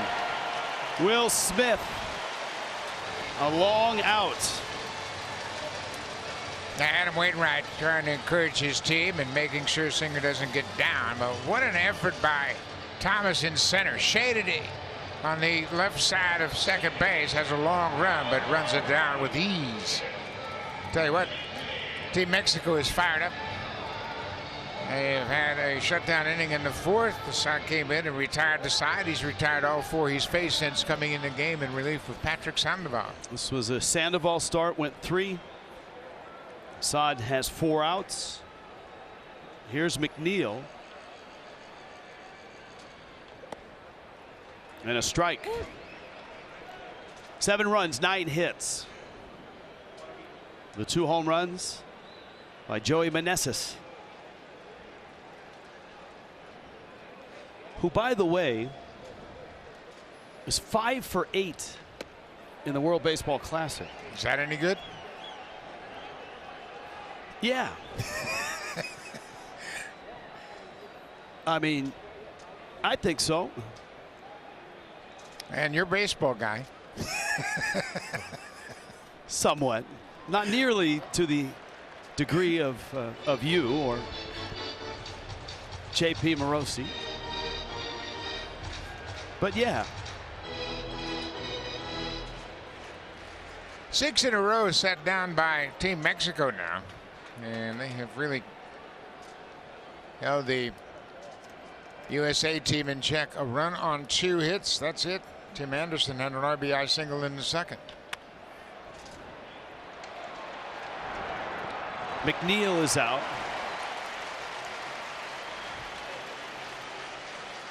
J.P. Morosi. The offense wasn't great last night. Just 6 runs against Great Britain. And tonight, just 1. 4 extra base hits now in 13+ innings in this World Baseball Classic. And Buck, I want to ask you this, because I wonder if at some point, we just saw Mark DeRosa on the screen, do you make a move, not so much to change things up, but to try to start some momentum for certainly today's game, but also tomorrow's? You've got Trey Turner on the bench, Kyle Schwarber, who homered yesterday, on the bench, Bobby Witt Jr. and all that speed. No matter what the ultimate outcome is tonight, the feeling needs to change before a must-win game tomorrow against Canada. Mookie Betts to center field. Thomas on patrol, makes the catch. Great point, JP, and I think you've got Cedric Mullins there as well. Maybe it gives you an opportunity. But Team Mexico setting down the USA on just 6 pitches, and they have the lead here. 7-1 Mexico.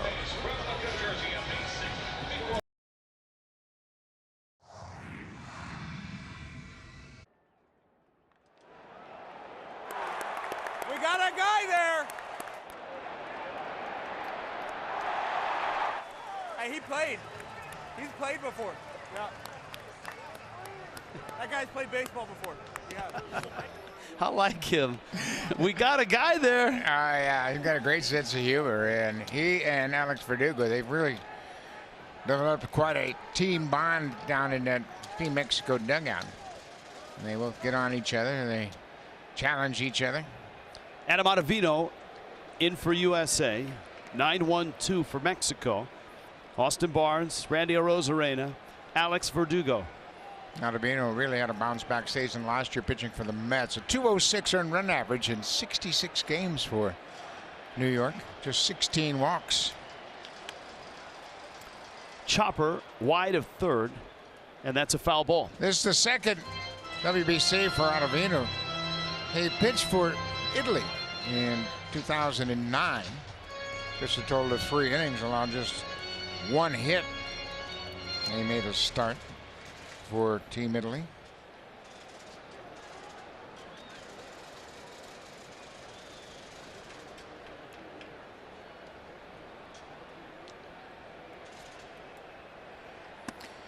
You know, we were talking about the construction of Team USA and how they have leaned heavily on starters. When we put the team together in 2006, we had 3 starters. Roger Clemens, Jake Peavy, and Dontrelle Willis. And Dontrelle Willis was here today, and we had a bushel load of relievers. I think we had all of the closers in baseball. And Houston Street and Brad Lidge and Danny Wheeler and Chad Cordero. And we had Todd Jones. We had all the closers. Scott Shields from the Angels. We knew that the starters were going to pitch long, and we'd have a lot of guys that could give us 1 inning at a time and pitch very effectively. So that was our thought process when we put that team together in 2006. We knew there was a pitch count limit. Starters weren't really stretched out at that point of spring training, and we felt like let's put as many relievers together as we can. Adam Wainwright drew the start in game 1, a veteran starter, and they have more starters on this team than you really think would be necessary. Lance Lynn is going to start their next game. They have Miles Michaelos. They have a lot of starters on their roster. Barnes with the leadoff walk. And Mexico has their leadoff runner aboard in the 6th inning. 2006 flashback. Buxton. Sadaharu O was the manager, a terrific manager, and this was the Japan game when they had a runner score on a sacrifice fly. We appealed it, and he was called out, and we would eventually win on a Alex Rodriguez base hit in, I think, the 14th inning. Arozarena now. Big moment in the 4th with first base open. When we exchanged the lineup cards during that USA-Japan game, Bob Davidson was the umpire, and he asked Mr. O how many home runs he'd hit. And then, of course, he turned and asked me how many I had hit. I said, Bob, that's enough. But you know what? There's a strike.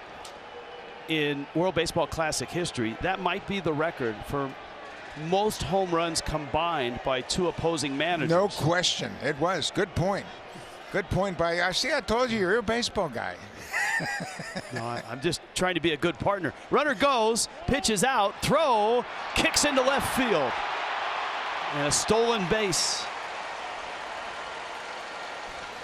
How about that? I mean, you talk about bragging rights. Austin Barnes just stole a base off of his teammate and fellow catcher. He had 2 steals in 2 attempts last year during the regular season, and you bet when they get back with the Dodgers, they'll be talking about this for a while. He gets a great jump, straight steal, takes a peek in. The throw is short at second base and skips past McNeil. Austin Barnes steals one. 2-1 to Arozarena. Big hack at a breaking ball, and it's fouled out of play. 868 home runs, Sadaharu O. Buck Martinez? 58. 58. Yeah, that's not quite as many. Did you ever hit any in Japan, whether exhibition tour? No, they don't count. Stickball game? No, it's stickball. I got a couple. With tin foil and a broomstick. Do they count? Yeah, but you know what? There's some guys that have helped themselves hitting that way. There's Arozarena swinging and misses. Ottavino just has a nasty array of stuff. He's got that big sweeping slider that's so effective against right-handed hitters. It's just one of those breaking balls that continues to break. And you can see it gets on the side of it and creates an awful lot of horizontal break down and away from Arozarena. He is the modern-day success story of a pitcher who's transformed his career with biomechanics, adjusting arm slots, studying spin rates, taking all of the data and applying it and coming out the other end as a dynamite pitcher. He's 37 years old, and he's reinvented himself. And, you know, he did a lot of studying about spin rates and breaks, vertical break, horizontal break, which pitch is most effective. And there's a new pitch in vogue in the major leagues now, and they call it a sweeper, a flat breaking ball that breaks away from right-handed hitters.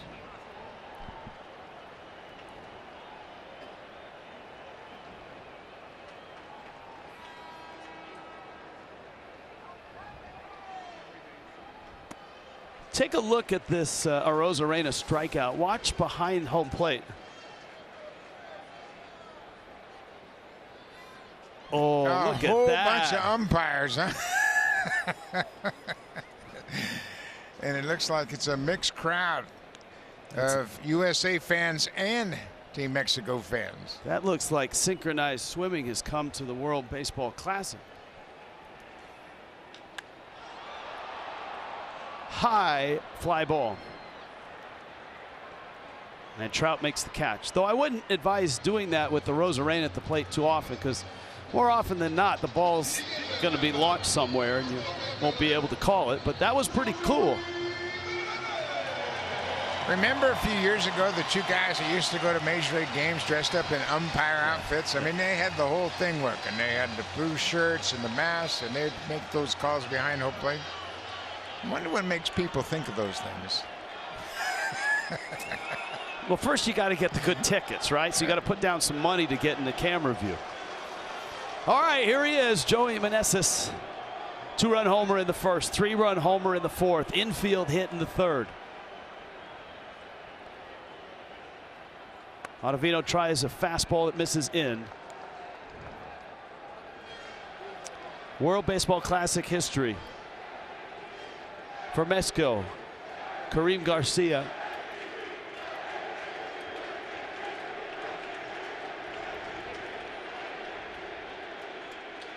One-0. There's a strike. He drops that breaking ball in there, just kind of flips it up. He's got the ultimate confidence in his ability to throw strikes with that breaking ball any count. Nobody, believe it or not, has had a 3-home run game in the World Baseball Classic.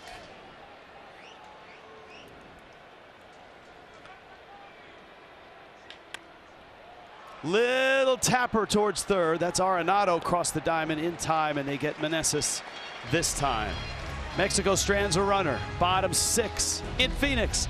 7-1 Mexico. Power show by Mexico. Mike Trout in the box. Javier Assad into his third inning. He's been really good. And a 7-1 lead. He's been good and efficient. Just 18 pitches so far.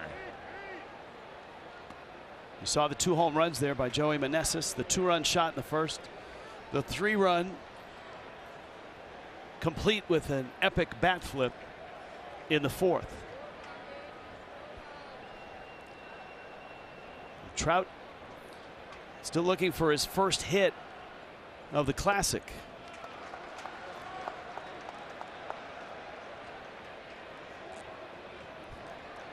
He has struck out and walked after going hitless yesterday, or last night rather, in the win over Great Britain. What do you think Colombia is thinking right now as they watch this? Yeah, they're pretty energized. They've got Great Britain tomorrow in the 12 o'clock game, as you see Aaron Luke, the lefty, who was just recently added to this roster. But yeah, Colombia, they're sitting pretty right now. Because they have the tiebreak head-to-head over Mexico. Mexico is hoping they can get enough outs to hold the tiebreak on head-to-head with Team USA. And it all comes into play if, you know, these teams end up all tied, 2-2. Great Britain, they've gone 0-2 so far. Into right field. There's Trout's first hit of the Classic. And USA has a base runner to start the 6th inning. The one thing about the schedule moving forward for Mexico, their next 2 opponents, Canada and Great Britain. Yeah, man, that's a pretty good schedule in their favor. Trout gets jammed on this, but he is so strong. He's able to fight it off and flares it into the outfield, just at the edge of the grass at straightaway second base, and he gets a leadoff single. That snaps 8 in a row retired by Team Mexico.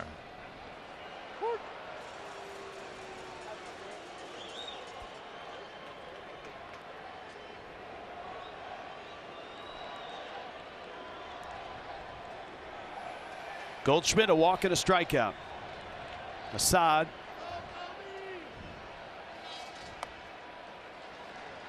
Ball and a strike. We made the point at the start of this pool how Team Mexico has the best starting pitching, and I made the point that Team USA has more starters, but Team Mexico has 4 legitimate Major League starters that they've all penciled in to start.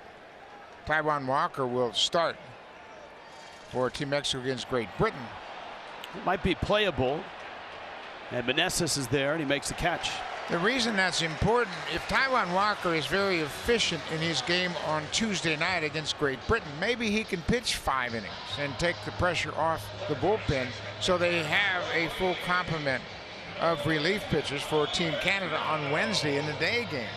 And then on that game, Mexico has Jose Urquidy to pitch against Team Canada. Of course, Urquidy, a terrific starting pitcher for the Astros.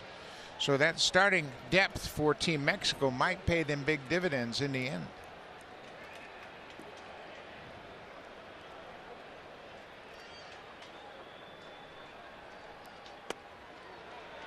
Arenado now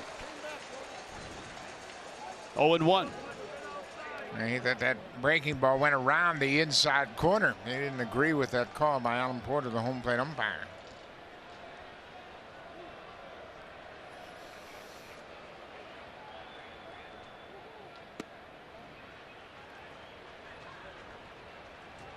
Saad last year with the Cubs, 2-2 with a 3.11 ERA. Only got into 9 games, 8 starts, just 37 innings, but he pitched really well. He's hit 96 with his two-seam sinker ball, and that was the pitch that Mike Trout flared into right field for a base hit. His cutter will be 88 to 89. That sinker moving in the opposite direction of his cutter can get in on the hands of these right-handed hitters. Mike Trout's at first. Arenado takes strike 2.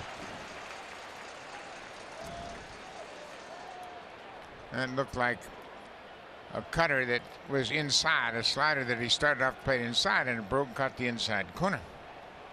He's doing a nice job.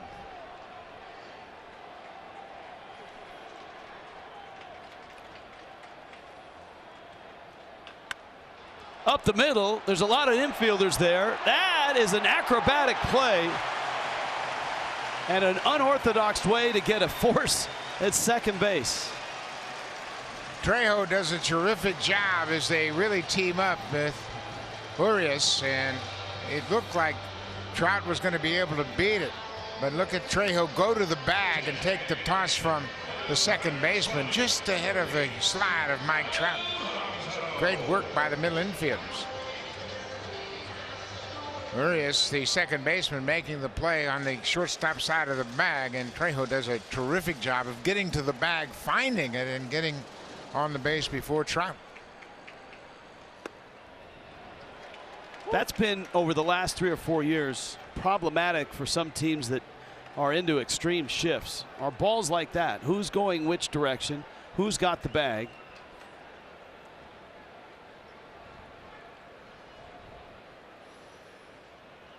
Oh, 1. And Luis Trejo handles it well. JP's a nice player. Alan Trejo, one of the smartest people in Major League Baseball, has a degree in aerospace engineering from San Diego State University, actually the son of a longtime high school basketball coach, Ray Trejo, in Southern California. And he'll be happy to know that San Diego State is a 5 seed in the NCAA tournament. His dad would enjoy that too. Absolutely, great baseball and basketball background. But Trejo is one of the young players that Benji Gill thinks is going to break out. He really likes his ability, and boy, we have seen him make some good plays in this series so far. Alonso in his first action of the Classic. Fouls it back. He's 0 for 2. You know, when you look at what Alonso has done since he came to the big leagues 2019, 146 home runs, more than Aaron Judge. Kyle Schwarber, Eugenio Suarez. He's a home run hitter that certainly doesn't compare physically to these big sluggers, but boy, he's put up some big numbers lately. And of course, Matt Olson of the Atlanta Braves, he's right there with him. High pop up back behind home. Barnes, had the room, but that's not an easy play. He's got to get to the backstop and then locate the baseball. He carried his mask all the way to the back, which was kind of surprising, and then reached out for it. And you can see he's still got the mask in his hand, and then he kind of reaches out for it. It tips off the end of his glove, but he never got back to the backstop. He gets back there, and then he plants himself. He got a chance to make the play. But that's tough when you give a big slugger like Alonso an extra swing. Small margins.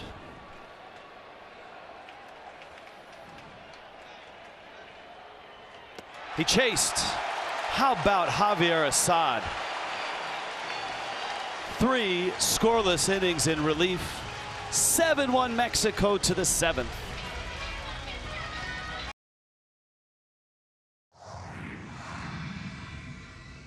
This is pretty crazy, man. This is packed. Like you played here before. Dang, dude. You're good, man. You look fast. You're not fast, but you look fast. Hey, I had more stolen bases than you last year. That's not good. That's terrific stuff. We got an earful of that on the workout day on Friday. And Buck, he was looking for you because he had a lot he wanted to unload on you, being a Sacramento guy just like him. Yeah.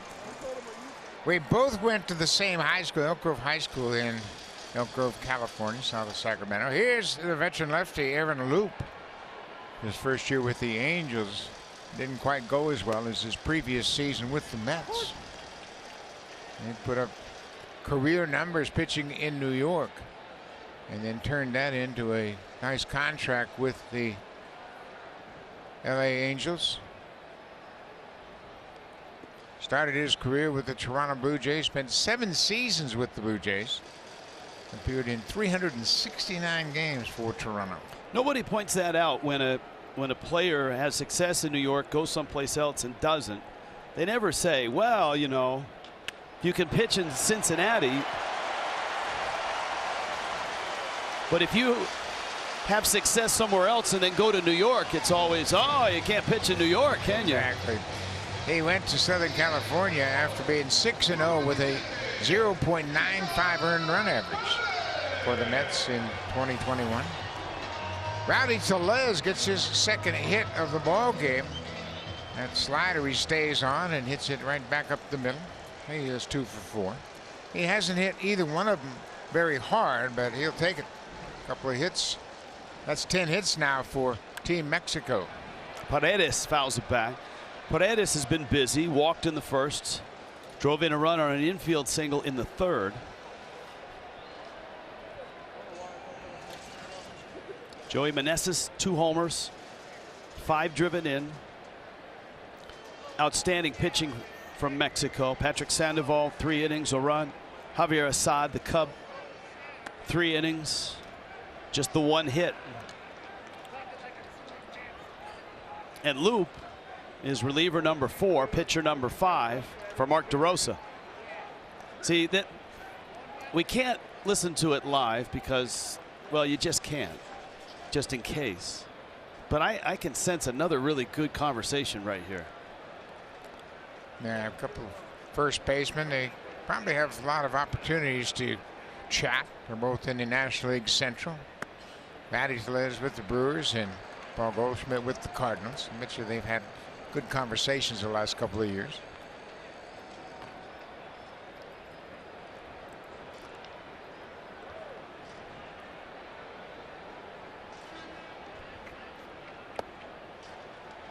What? 2 balls, 2 strikes. In-game box score.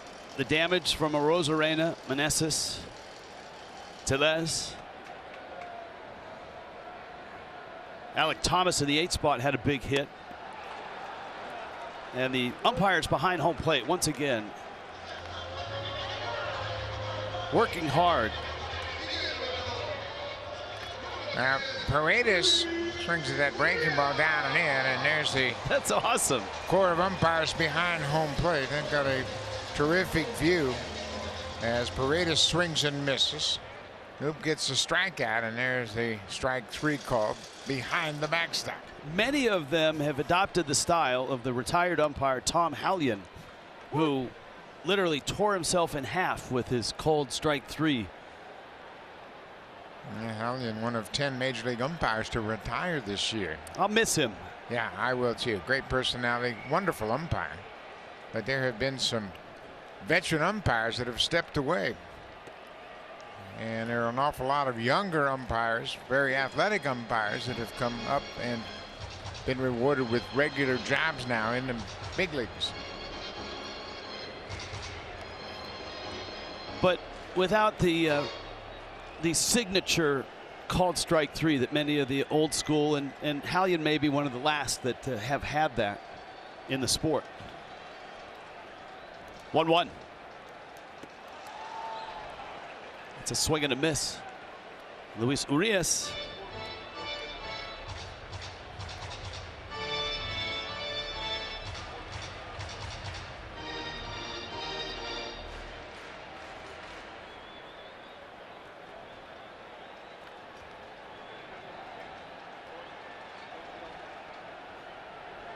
Two strikes. You can see them all getting ready.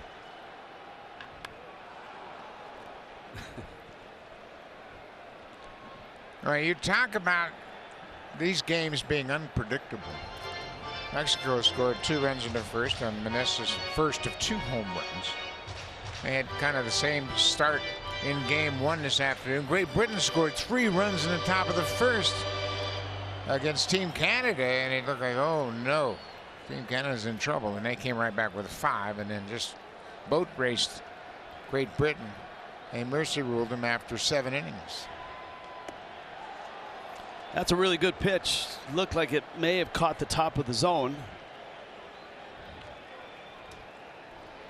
And Urias still looking for his first hit of the Classic.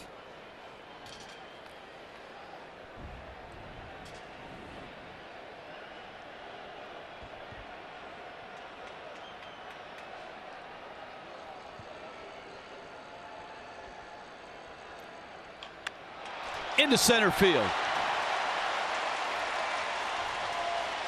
There it is, his first hit in game 2.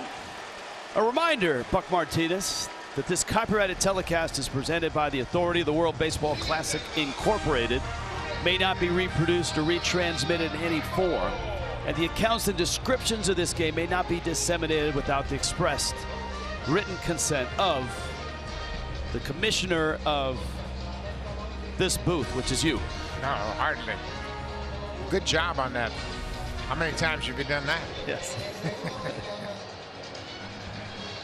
Not that much lately, to be honest with you. But yeah, that's. I didn't go to broadcasting school, and I always imagined that that was a course that they teach at like Syracuse or Northwestern. And that Disclaimer 101? Yes, Disclaimer 101. All right, kids, we're really going to have to work on this disclaimer. Remember, it's not legal jargon, it's important. First and second.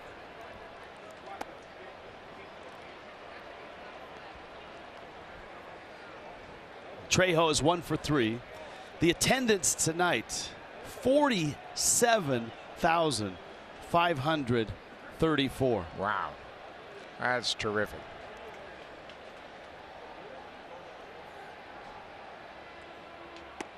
And that pitch is a strike. No disclaimer from JP Morosi. JP, big crowd, big house. Amazing crowd, one of the largest ever in this ballpark, and one of the people in the stands, Rodrigo Lopez. There he is. He was a longtime member of the Mexican national team, now the general manager of the national team, also a broadcaster here with the Arizona Diamondbacks.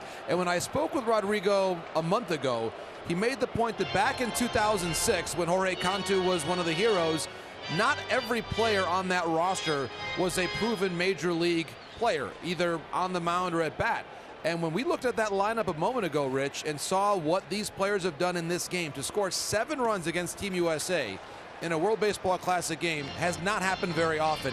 And it just speaks to the depth of the roster that Rodrigo Lopez and Benji Hill put together for this tournament. Yeah, JP, I mean, we went through the postseason experience for many of these Mexican players, and it's substantial. By the way, he's a really cool guy. I got a chance to work with the Diamondbacks a little bit last year and hang around him. Trejo swings and misses. Lopez came up with the Padres his first year, and then majority of his career he spent in Baltimore. 5 years with the Orioles. Had a good run there. Won 60 games over those 5 years. This is another good slider down and in, and Trejo strikes out. 3rd time he's gone down on strikes. It's good work behind the plate. I mean, way behind the plate. Alek Thomas, 1 for 3.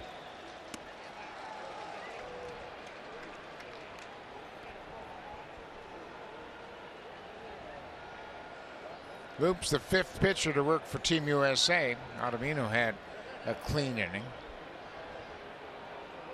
He had a leadoff walk and then retired the next 3 in order. Pop up back behind third. Arenado makes the catch. And Loop works a scoreless inning. Gives up a couple hits. Strands those runners. Everybody up. 7th inning stretch. 7-1 Mexico.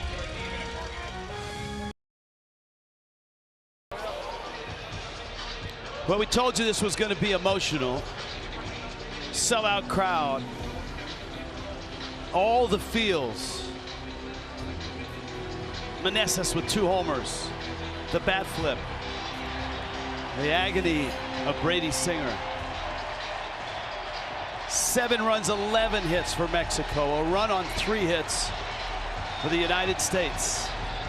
Jojo Romero out of the Mexico bullpen last year with the Phillies and the Cardinals. And again, what's at stake here, it's not just a win, it's a crucial win if you're Mexico.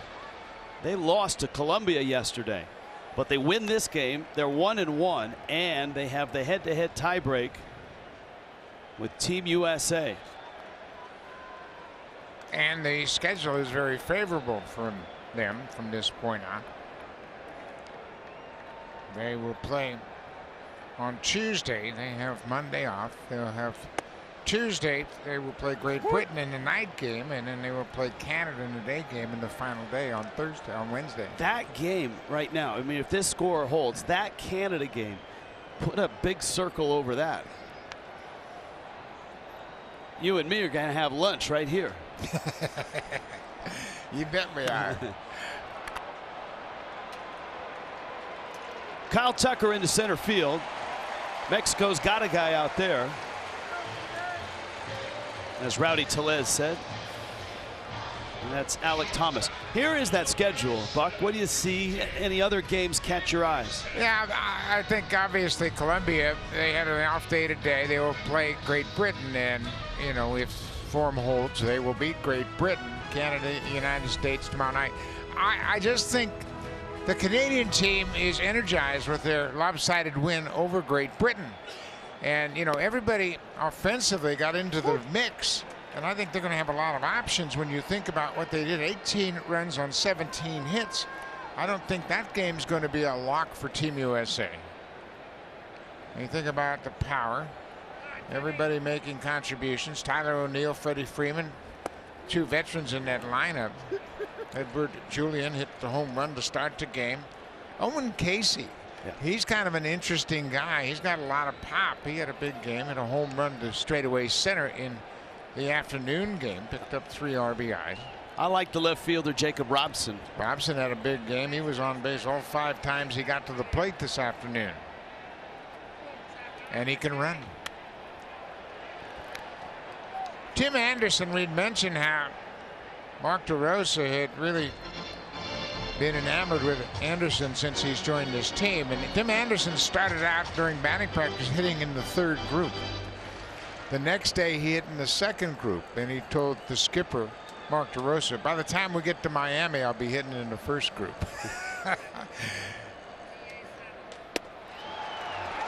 Romero snaps off a 96-mile-an-hour fastball. Jojo Romero, he's got some power in that fastball. 16 strikeouts in 14 1/3 for the Cardinals. And he elevates this heater, and Anderson tried to check his swing, committed, went all the way around for the strikeout. Love the guys behind home plate. Tom Hallion, if you're watching out there, come to Phoenix and join those guys, because they got your move down. But they're all left-handed. He was right-handed. See how they go this way? Yeah, well, Tom would straighten him out. Yeah, oh boy, would he ever. A terrific umpire for a long time.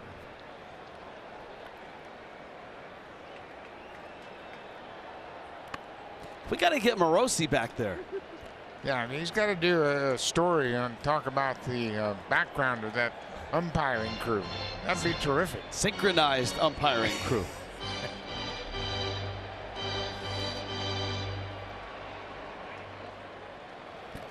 Although I've noticed that as the game has gone on and more beverages have been consumed, the synchronicity, if that's I know that's a song by the Police, but if it's a word, that has dissolved a little bit or diminished.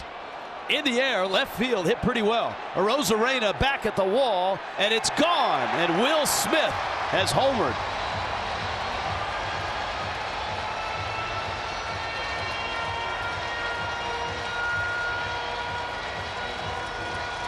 He had flied out in his previous 2 at-bats, and this time he hits one into the seats. 24 home runs with the Dodgers a year ago. He's a pretty good offensive player. He had 87 RBIs during the regular season. And he's got some power. He's a good catcher and can deliver some offense as well. And he gets one back here. It's now 7-2. Last 2 years, he's hit 49 home runs for the Dodgers.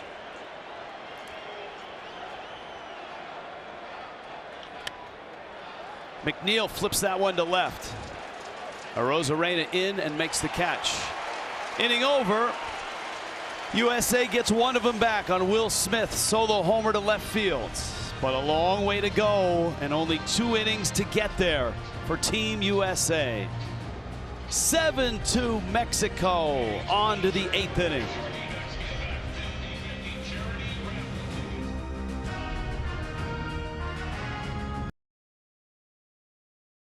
Daniel Bard on the mound for Team USA, and it is impossible to overstate the extraordinary journey he has been on. He went without pitching in the major leagues between 2013 and 2020 as he dealt with anxiety, had a hard time throwing the ball over the plate, but through a lot of hard work, he was able to get back on the mound, and he actually began his journey to getting back to pitching, Rich, as a mental skills coach with the Arizona Diamondbacks in this very ballpark. Extraordinary, and congratulations to Daniel Bard. Yeah, it's, I mean, heartwarming. In all walks of life, people deal with stuff like that, and for a professional athlete, you're on the biggest stage in the glare of the lights, and for him to come back and get here. Yeah, it's terrific, and now all the professional teams have identified the need for some training in that regard, and everybody has a mental skills coach on their staff, and he performed that duty himself and got himself back to the big leagues. Austin Barnes opens the 8th with a base hit to right. And here comes Randy Arozarena.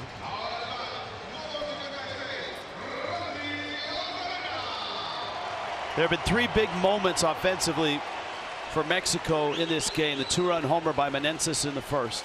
The at-bat by Arozarena in the 4th against Brady Singer. With first base open, Singer fell behind 2-0. We thought they'd continue to pitch around. Ball in the dirt. Barnes got a late break, but he gets in there. Boy, he's getting used to that sliding into second. He stole a bag back in the 6th. This will go as, I believe, a wild pitch. Gets away from the catcher just far enough, and credit Barnes for reading it. He recognized where the baseball was, and the fact it gets behind Will Smith. Smith wasn't sure where it was initially, and that allows Barnes to move into scoring position. It's, look, ball hits dirt, it's generally and usually a wild pitch. I think if Will Smith could do that again, he might approach it a different way. Yeah, and you know what? This has been a trend all around baseball. Catchers are catching on one knee. They have gone away from that traditional catcher's stance, and it's not as easy to block balls when you're on one knee. You just don't have the ability to go down and block the ball and square it up. Arozarena. That pitch misses in, and he's sitting on a 2-0 count. It's certainly a different feel now than it was in the 4th inning. But Arozarena would punch that Brady Singer 2-1 pitch into right field for an RBI double, and that set the stage for another Meneses home run, a 3-run shot. And just like that, Mexico was up 7-1. Yeah, Arozarena, he's just got the knack for coming up in tight situations, and he's scored a couple of runs, driven in the run, as you mentioned, and got things going in the first inning. He had an infield hit, and remember that was by review. He was initially called out. That's right. He knew it though. Arozarena, fair ball into the corner. Barnes will score. They can't stop him. 8-2. How you like me now?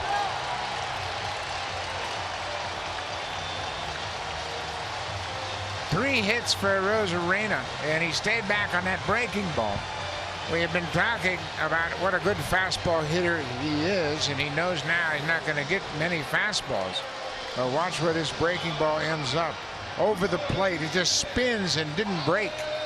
Pitchers will call that the cement mixer, just spinning and doesn't get any desired results. It doesn't break at all.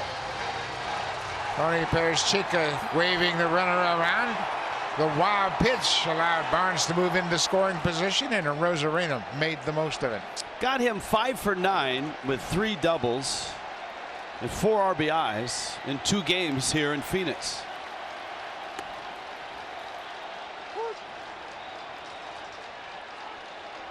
Verdugo now.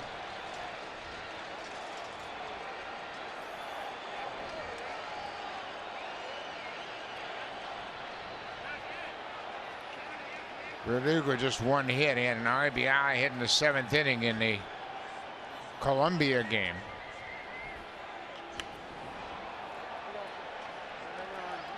But things are starting to smooth out for the hitters now. They're starting to get some at-bats under their belt, and everybody's getting comfortable, and you're starting to see their skills come to the surface. Certainly for this guy, what a show he's put on.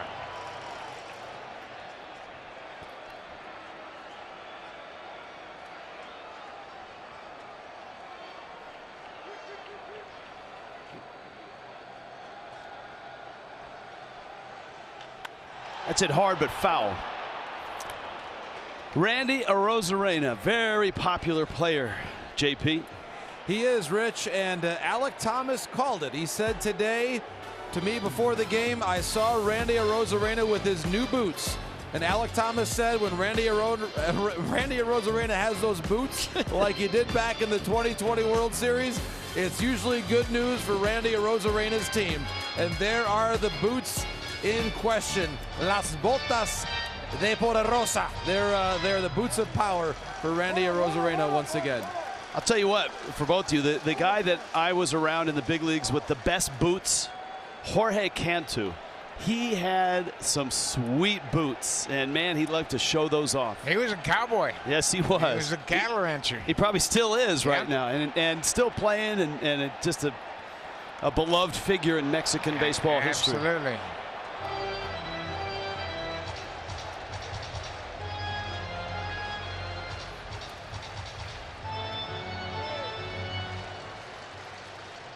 Of course, we talked about Cantu and the great run he had against Team USA in 2006. Reynosa, Mexico, across from McAllen, Texas. Verdugo putting up a fight here against Daniel Bard. Another run across for Mexico.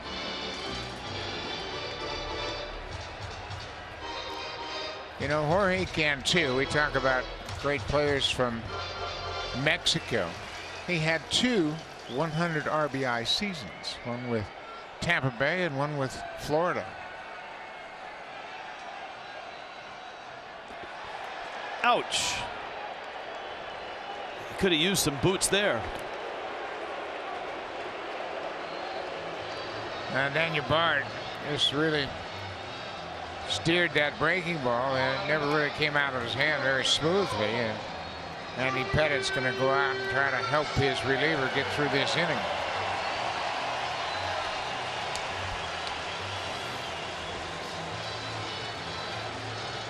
That's a breaking ball, and no place for Verdugo to go. Your natural reaction is to back up, and that breaking ball followed him and flips him on the leg.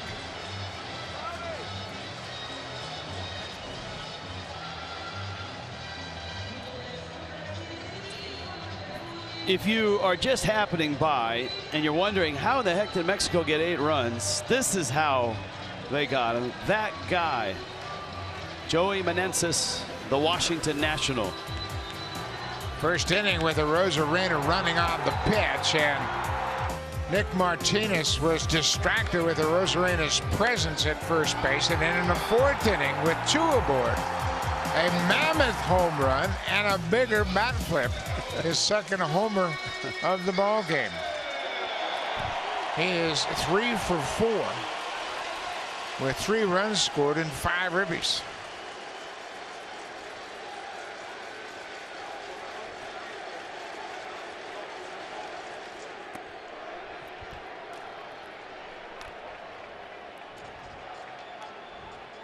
You heard the chants there briefly of MVP. I mean, it's early in the pool, but he's got a jump start on a lot of them. No one has ever homered 3 times in a game in Classic history.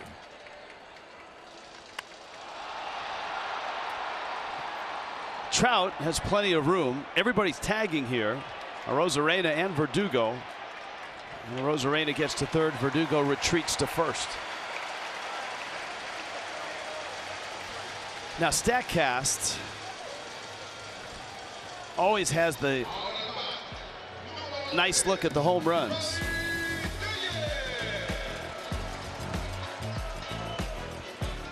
Well, 396, 412. 396 in the 1st inning, 412 in the 4th inning.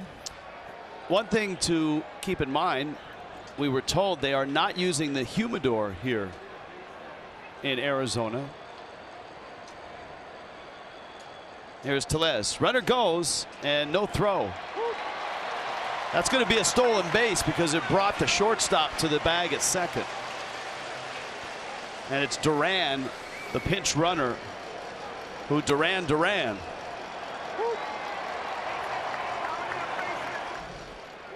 Sorry, Buck. No, go ahead. You're hot. Tellez, 2nd and 3rd. And with 1 out, infield in, he fouls it back. Tellez has had a couple of hits, and he's got a chance now to really kick the game wide open. There's Duran, the pinch run. Look, we've been that first game really took it out of us. That was like a 4-hour march. 7-inning game, though. Umpires engaged behind home plate. Tellez, ground ball, base hit left field. That might score 2. There might have been interference as well. Duran scores. Right behind Arozarena. Tellez makes it 10-2. Rowdy with 3 hits, and he cashes in a couple of base runners. When Duran left 2nd base, it almost looked like he and Tim Anderson were going to get tangled up. Yeah, watch Duran as he and Anderson made contact. 3rd base umpire Corey Blazer had it. He saw the contact, so he knew if there was going to be a play at the plate, there was contact, and they would have awarded Duran home plate. Look at the big man going oppo there, just punching it through the infield. And Paredes tries to let it eat there. Big swing and a miss. Tellez got 3 hits. 3 and 4 doing a big number tonight. They combined for 6 hits and 7 ribbies.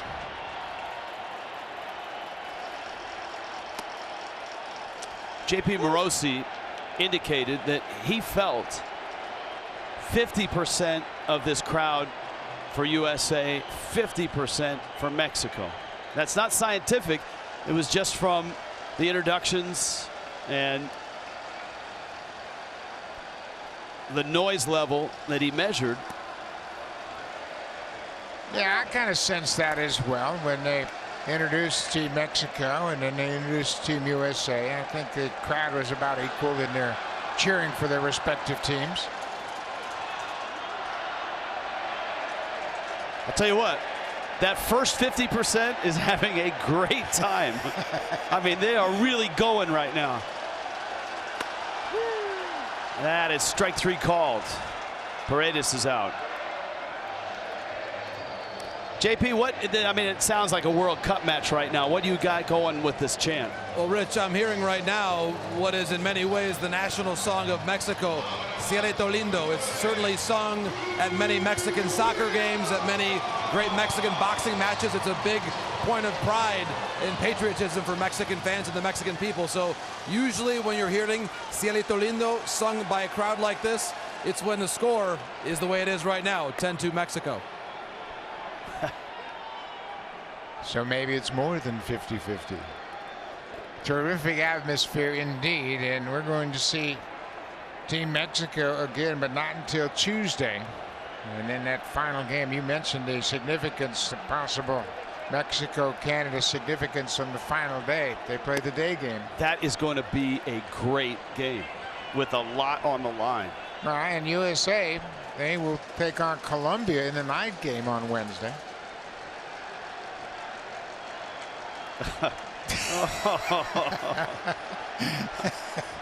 Don't do that to George. A lot of great spirit for sure. Become a Mexico fan.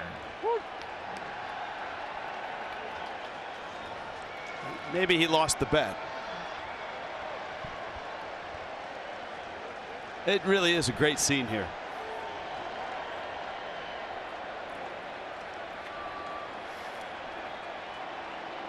Urias, Tellez at first, and that almost got him.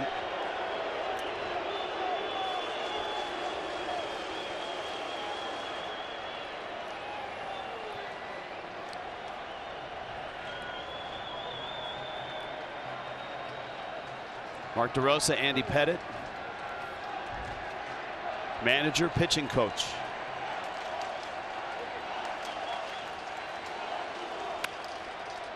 Yeah, man, looking ahead, USA Canada tomorrow night.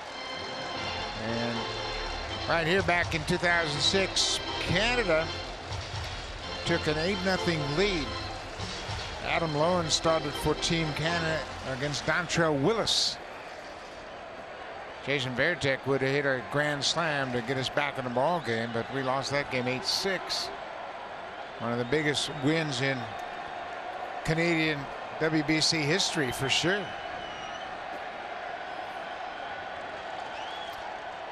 Tellez on the move. That pitch is fouled back.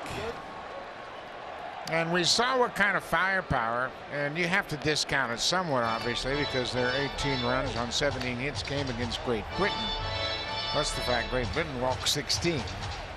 But at the same time, you can imagine how the hitters for Team Canada felt after having that kind of offensive eruption. Tyler O'Neill had a big game. Your pal Jacob Robson from Windsor, Ontario, he had a big game. Boy, that pitch hit everybody, it seems, except the hitter. I think it hit Smith. I thought it hit the home plate umpire too. And Bard's had his issues. He's now thrown 27 pitches in this inning. He's just not able to locate his pitches. Watch the movement on this pitch and how the catcher misses it. He may have gotten crossed up. It went off his catcher's mitt, may have hit the umpire's shin guard and caroms over toward the USA dugout. Tellez feeling frisky.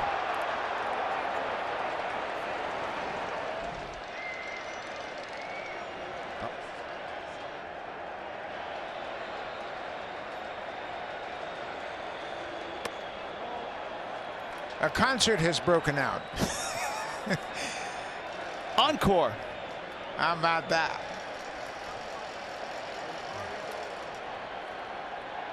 Think these people are having fun? I know I am. Wow. You are. What a scene. 47,534 are having a blast here at Chase Field.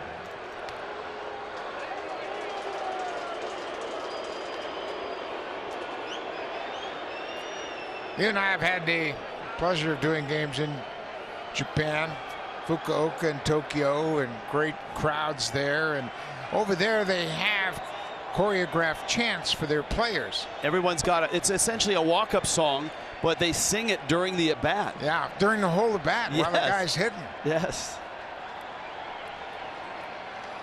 I'd love to hear the Meneses song on a night like tonight. He might have one by the next game. Trejo swings and misses. One of the chants that I remember, Inaba, Inaba, and they chanted for that great Japanese hitter.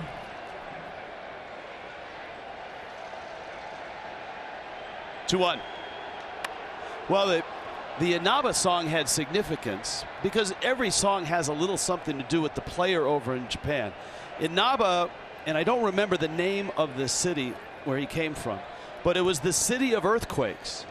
So the Inaba song was the kind of the Inaba shake or the Inaba jump. But when they sang it, everybody, 45,000, was jumping and shaking like an earthquake. That was awesome. He was a great hitter, big left-handed bat. Liner to left, that's a hit. Tellez is rolling in, and he scores.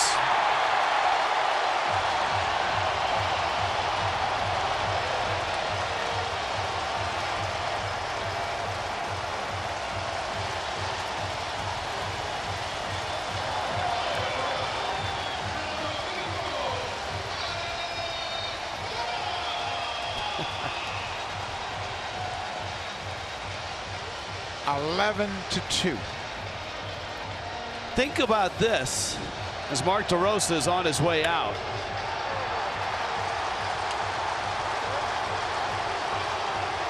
If Mexico scores another run, all they need is 3 outs and the game is over because they'd have a 10-run rule and it would be mercy. Not the Hawk Harrelson kind, but the ball game kind. How about that? Trejo with a RBI single of his second hit. Urias drew the walk.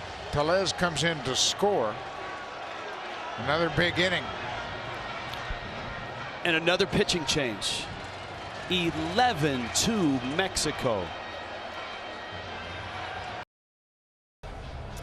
We did not expect this evening to share the updates of what an early termination game could look like, and yet here we are. Mexico has a 9-run lead on Team USA, an extraordinary scoreline, but Rich, it is not one that is without precedent. Team USA has been run ruled once before in this tournament, back in 2009, an 11-1 loss against Puerto Rico. Wow. Line drive at McNeil. No run rule yet. The lead is 9. A bullet from Thomas is the third out. 4 more runs in the 8th. Mexico in this World Baseball Classic. Total domination. Come on, join the band.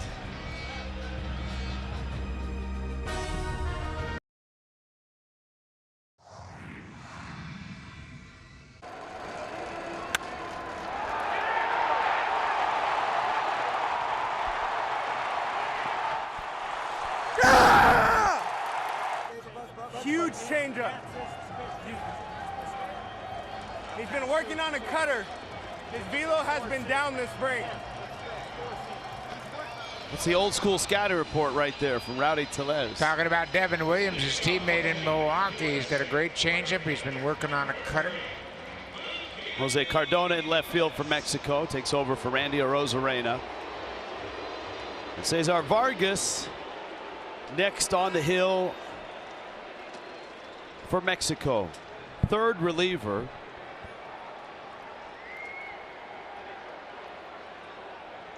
Pitched in Japan last year. It's not just major league players, American players that go over to Japan, but Japan attracts a good number of Latin players, Cuban players. We saw Alfredo España, a Cuban player that's a big star over there. Vladimir Valentin from the Netherlands. He too plays over there. Big star for a long time. Mookie Betts on the ground. He's out by a couple steps. Urias makes the play.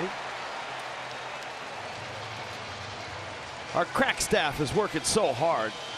Day-night doubleheader, no worries. This is the game where the U.S. did get mercy ruled. Matt Thornton on the mound.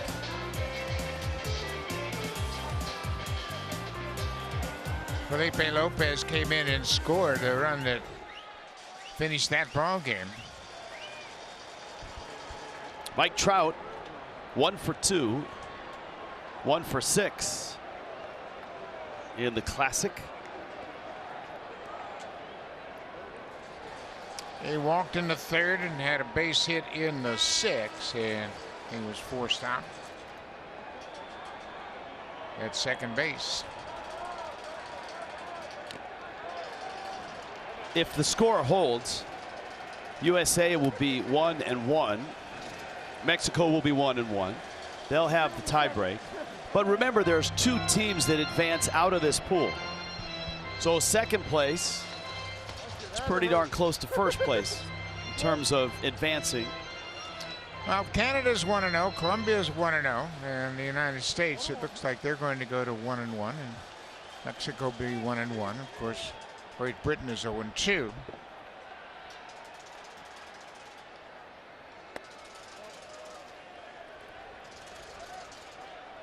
And again, tomorrow's schedule, Colombia will face Great Britain. That's the 12 o'clock local time game. And then Canada will take on the United States tomorrow night, 7 o'clock local time. And we, of course, will have them all for you. Puts Colombia in a great position because they have the tiebreak head-to-head with Mexico. There's a lot of what-ifs. And, of course, Canada's looking at this, too, and saying, hey, we're 1-0 with 3 to play. 3-2 on Mike Trout. Yeah, Canada, we mentioned USA tomorrow, and then they play Colombia on Tuesday in the early game. And then their final game will be Mexico, early game on Wednesday.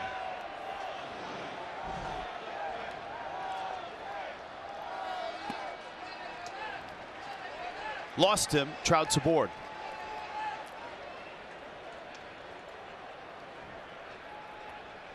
And here is Goldschmidt. Just 4 hits for USA. Well, you know, and that was a bit of a concern when you look back at the USA against Great Britain. They only had 9 hits against Great Britain. Cedric Mullins going to come in and pinch run.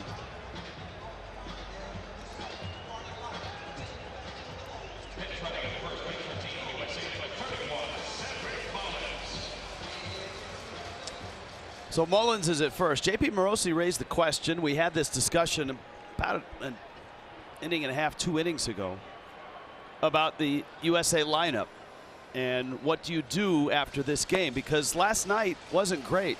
6 runs against Great Britain. Canada scored 18 against them today. Tonight, 2 runs here. Now, Mexico had much more quality arms, obviously, than Great Britain. Goldschmidt rolls it into left field.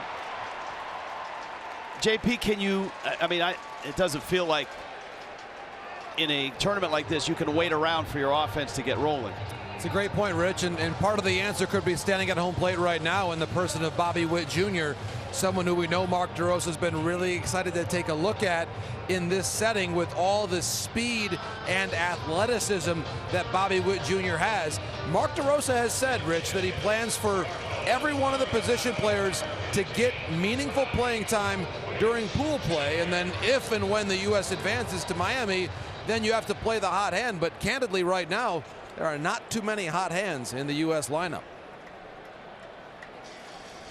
Now, you know, look, anybody around baseball knows it could turn around in a hurry. Here is Witt, his first at bat in the 2 games. But you also know that in this place, If you wait around and it doesn't happen, you're going home. Yeah, and you've got so many options at your disposal, and what a player Bobby Witt Jr. is. Second overall pick in the 2019 draft. He made his Major League debut last year and was impressive. And I don't think Mark DeRosa is going to hesitate, guys, because one of the things he told us in our very first meeting on Friday is there might be a couple guys that go home that aren't real happy with me. And he remembered the conversation he had with Bobby Cox when he was a player for the Atlanta Braves, how brutally honest Cox was throughout his career. And DeRosa says, I got to be honest with these guys. Hey, you're going to sit. I got to play somebody I think might help us win. And he had a great run as a shortstop for the Atlanta Braves. Bobby Cox called him in and said, hey, you're not going to play shortstop anymore. We made a trade. We're going to get a defensive shortstop in here. I don't think I can win a World Series with you at shortstop. And DeRosa was crushed. He said, if I can't win him over now, I'll never win him over because I'm playing my best baseball. And Bobby Cox said, you can go down to AAA and play every day at shortstop, or you can stay here and be the best utility player on a championship club. What do you think he did? And it's really interesting to hear him tell that story because he was honest with us. He said, I didn't want to hear that. I didn't like hearing that. But as I grew older in my career, I appreciated hearing that. And now that's what I have to do. That's now who I have to be. Well, I played for Bobby Cox in Toronto, and the first year he managed the Blue Jays in '82, he met with each of his players at the end of spring training. Ernie Whitt and I were the two catchers that were on the team, and he called us each in individually and said, well, you're pretty good. Ernie's pretty good. You're right-handed. He's left-handed. You're going to play against left-handed pitching. He's going to play against right-handed pitching. Have a good year. So you knew where you stood immediately with Bobby Cox, who was in his first year with the Blue Jays. Bobby Witt into right field. That's a hit.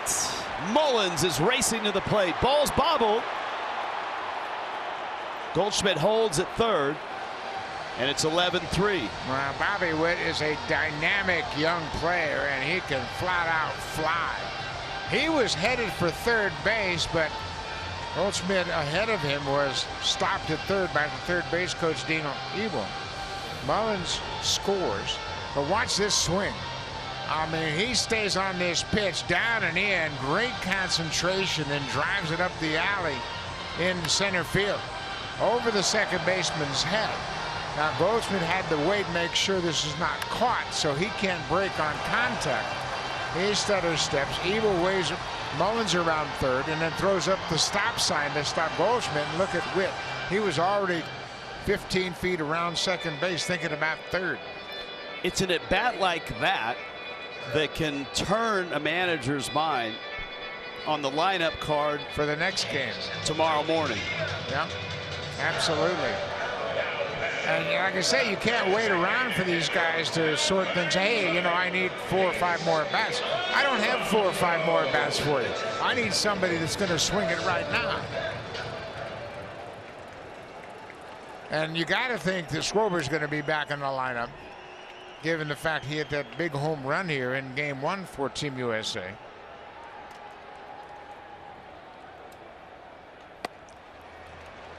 But there's going to be a lot of talk, a lot of discussion about who plays, where you put them, what do you do to the lineup.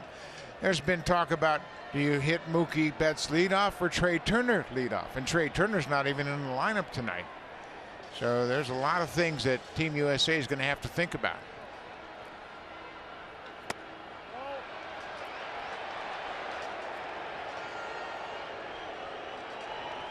Could you play Tim Anderson and Trey Turner together? Can Anderson play second? Can Turner move? Turner could play second.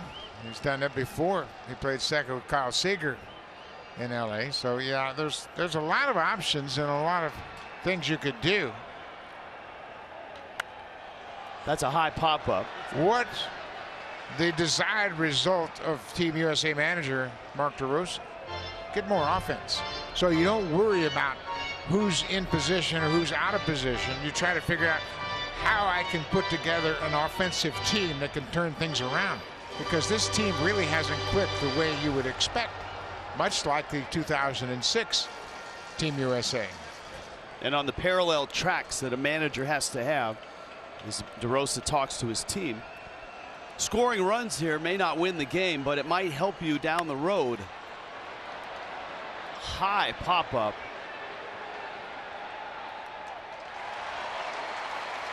And Meneses makes the catch. Well, that was a great shot on the bench with DeRosa talking to Trout and Arenado, two of the leaders on this team, and Trout has been named the captain of this team, and those kind of conversations. And there's Ken Griffey Jr. too.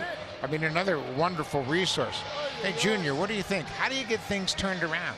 You played for Lou Piniella, one of the best managers in the history of the game. What would he do? Well, Lou might take a different path than Mark DeRosa, that's for sure. Yeah, Lou might turn over the spread. Although they don't have spreads anymore. They have chefs. Yeah, they have chefs and gourmet kitchens. I hate to think of what Lou would do in a gourmet kitchen. There'd be some plates and some glasses and some pasta and some salad flying with Lou. 11-3 Mexico in a timeout.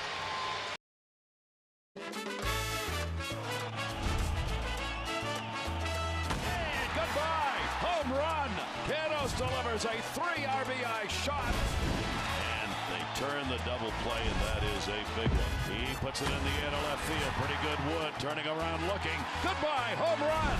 They got a shot at 2. There's one. The relay to first, and they get a big double play.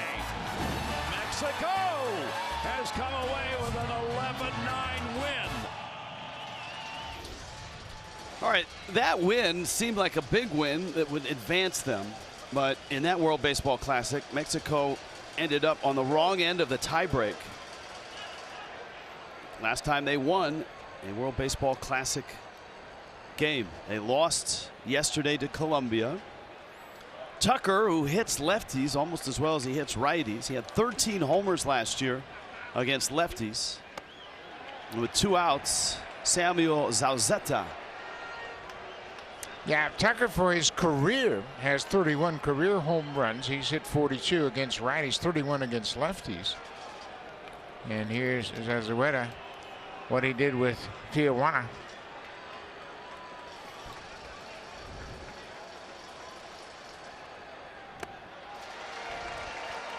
Now this is, I mean, for Tucker, a lot in Major League Baseball, when this happens, a pitcher comes in, you can turn around to the dugout and they'll pull out the iPad and show you video of the delivery, and they'll show you the whole pitch variety. But Zazueta has pitched in Mexico since 2016. So finding that footage and finding that scouting report, I'm sure somebody has it, but no, not on the tablets in the dugout bench like they do in the big leagues, that's for sure. I mean, you have so much information at your disposal. Go back and say, okay, I want to see all left-handed hitters against this left-handed pitcher in the last 10 days. And it's there. Whoa. That's a nice breaking ball. Tucker had a triple against Patrick Sandoval in the 2nd inning. And this was a knee buckler right at the top of the zone. That breaking ball. Taken for a strike. Starts at your shoulder. Tucker.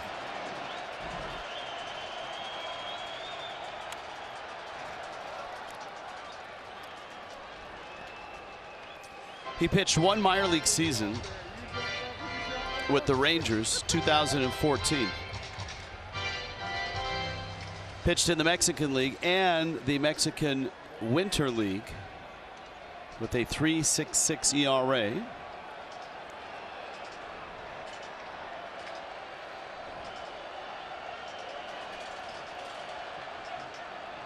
Breaking ball, Tucker was on that one. That one hung up a little bit. Stays at 2-2. And Zazueta, he was signed by the Rangers and played in the Dominican Summer League as a 17-year-old in 2014. And outside of that, every other opportunity to pitch has been in Mexico. Winter ball and summer ball in Mexico.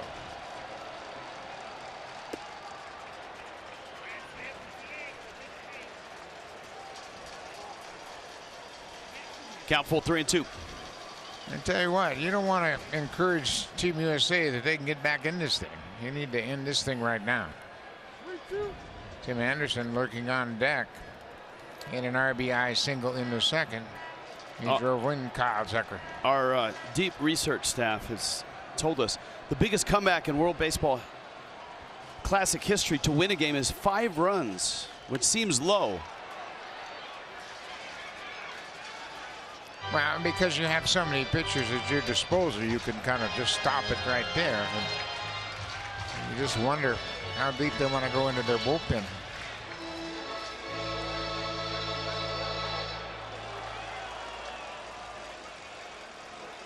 Mookie Betts is still in the game. Mike Trout has been taken out. Same for Nolan Arenado.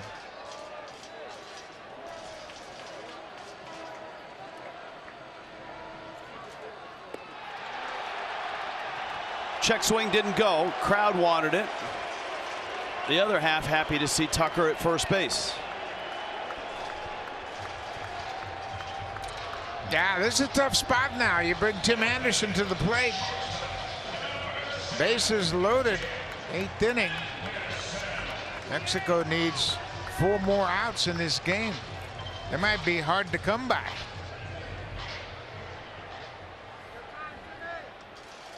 Luis Cessa is not available tonight. The veteran reliever now turned starter, currently with the Reds. Giovanni Gallegos, they would just as soon not have to pitch in this game. He pitched in the game through 1 inning, but he's eligible to come back as far as the pitch count goes. But I'm thinking that they would rather not pitch him in this game.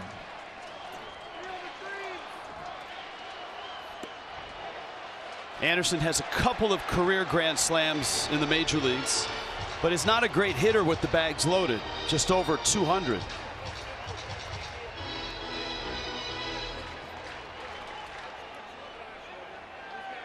Man, you got to throw a strike.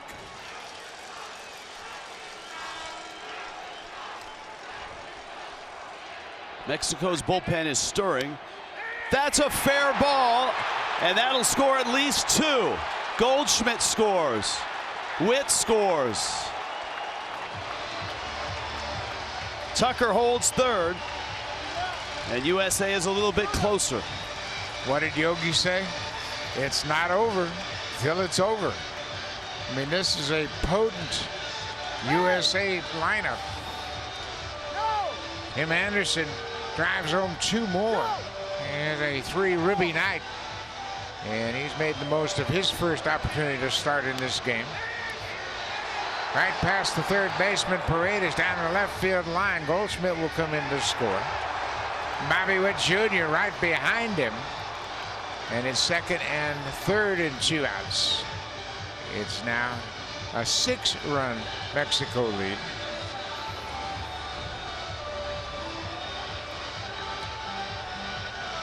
Elmer descends, pitching coach.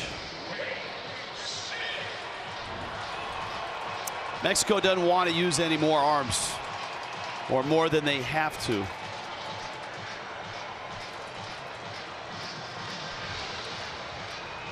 They have a day off tomorrow, which helps. Will Smith, a home run his last time up.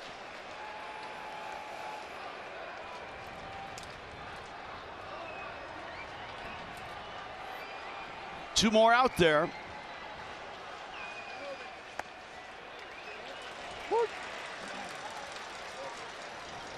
In these situations, when you have this type of lead late in the game, one thing you're always thinking about, stay away from a grand slam opportunity that would tie the game.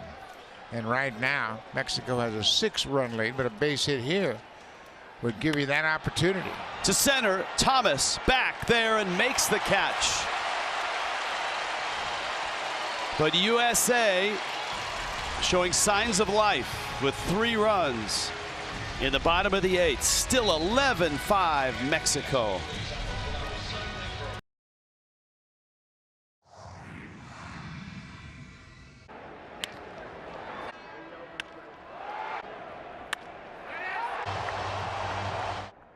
getting this guy out. Randy, Randy, Randy.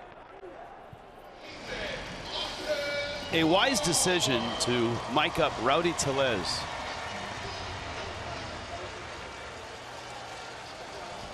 Brian Presley is the new pitcher. Bobby Witt Jr. stays in the game. He's at third base. Kyle Higashioka is now behind home plate. And we've arrived at the ninth. Austin Barnes into right center. Cedric Mullins out in center field.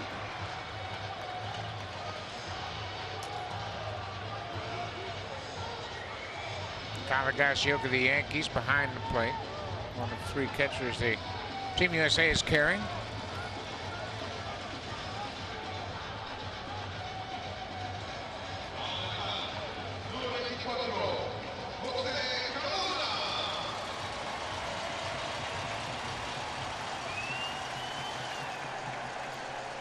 In Randy Arozarena's spot, a pinch hitter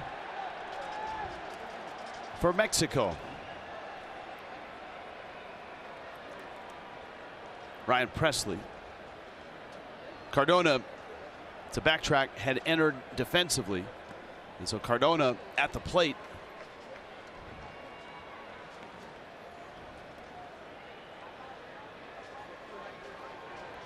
An 11-5 Mexico lead. You know, the guys behind home plate are still going strong, Buck. It's impressive. And they're going to have another opportunity in this at bat. You can see they're hanging in there. Give you the count. 1 strike. They need 2 strikes to really get engaged.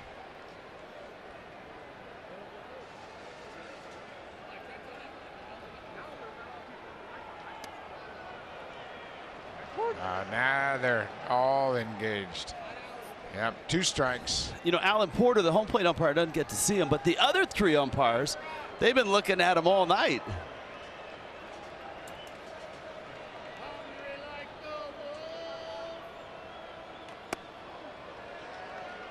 '96 from Presley sailed up and in for a ball, full count.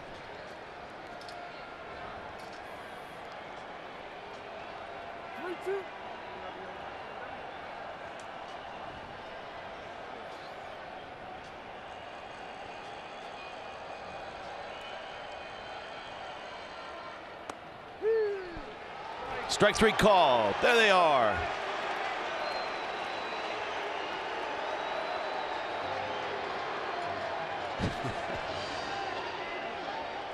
They're having a blast. They are. Everybody in this ballpark's had a good time tonight. 47,000 fans. They're gonna call that on strikes. 2 down here in the 8th. All right, everybody back in the pool. Remember, Pool A, 2 have advanced already, and that was just stunning how they did it. Italy and Cuba by tiebreakers. Everybody was 2-2. Japan is 4-0. Australia is right there and almost ready to clinch, moving on. They're up 6-1 in the bottom of the 8th. Little flip to first in time. Presley works a pretty clean 9th inning to the bottom of the 9th. Mexico trying to put the finishing touches on a huge win. Right? Right.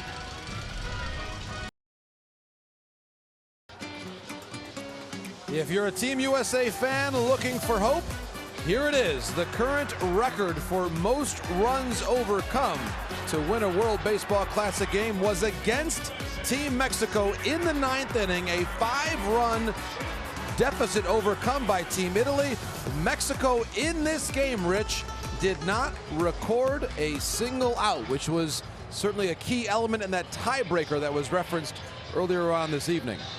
And a Nick Punto sighting in the middle of that scrum. Yeah, well, look, USA's got to come from a little further behind. That would set the all-time record for a comeback, because they've been coming back for a while here. They were down 11-2 when they started back. Gerardo Reyes, bottom of the order for Team USA.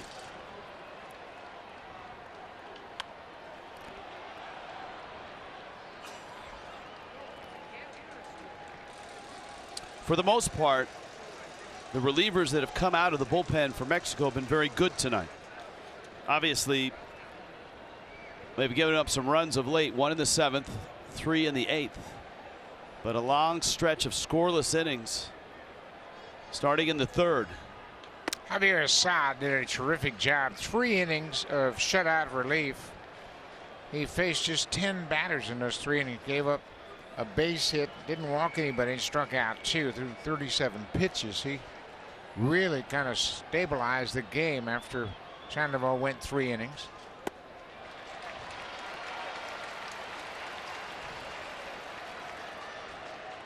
Romero, Vargas, Zazueta, and now Reyes coming out of that Mexico bullpen.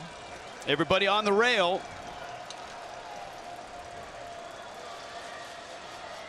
Chance to get even at 1-1.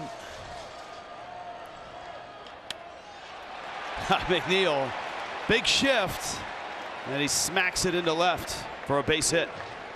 Yeah, I just don't think you can shift Jeff McNeil. He's got that big bat, chokes up about 4 inches on the handle. He's just trying to punch it to a vacated position on the diamond. That's exactly what he did there. That's a beautiful swing. I think we're going to see more of these types of swings this year, as you just try to get on base, shorten up. Baseball wants action, and Jeff McNeil, the reigning National League batting champ, there's a great swing right there. Chokes up on the bat and slaps a base hit to left. That's a start. Now Betts, who's 0 for 4 and 1 for 9 in the series. Remember, Mike Trout and Nolan Arenado were out of the game and were taken out earlier in this ball game. Got Mullins up next.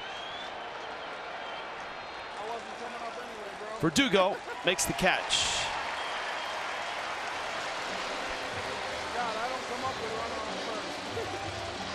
Excuse me, it was Duran who pinch ran. How could I forget? Duran. Yes, thank you.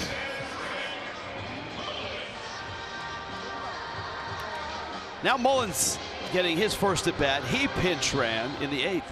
Of that, I'm sure.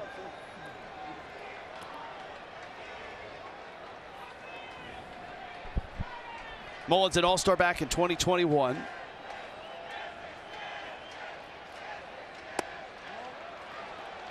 Mullins came to the big leagues as a switch hitter. He began switch hitting in high school, then carried it into pro ball, but then didn't have the kind of success he expected and became a platoon player. He said, you know what, I'm going to just give up right-handed hitting, and he's played his way into everyday duties. Hits that really well to center. Thomas in pursuit. Has had a busy night out there. Makes the catch.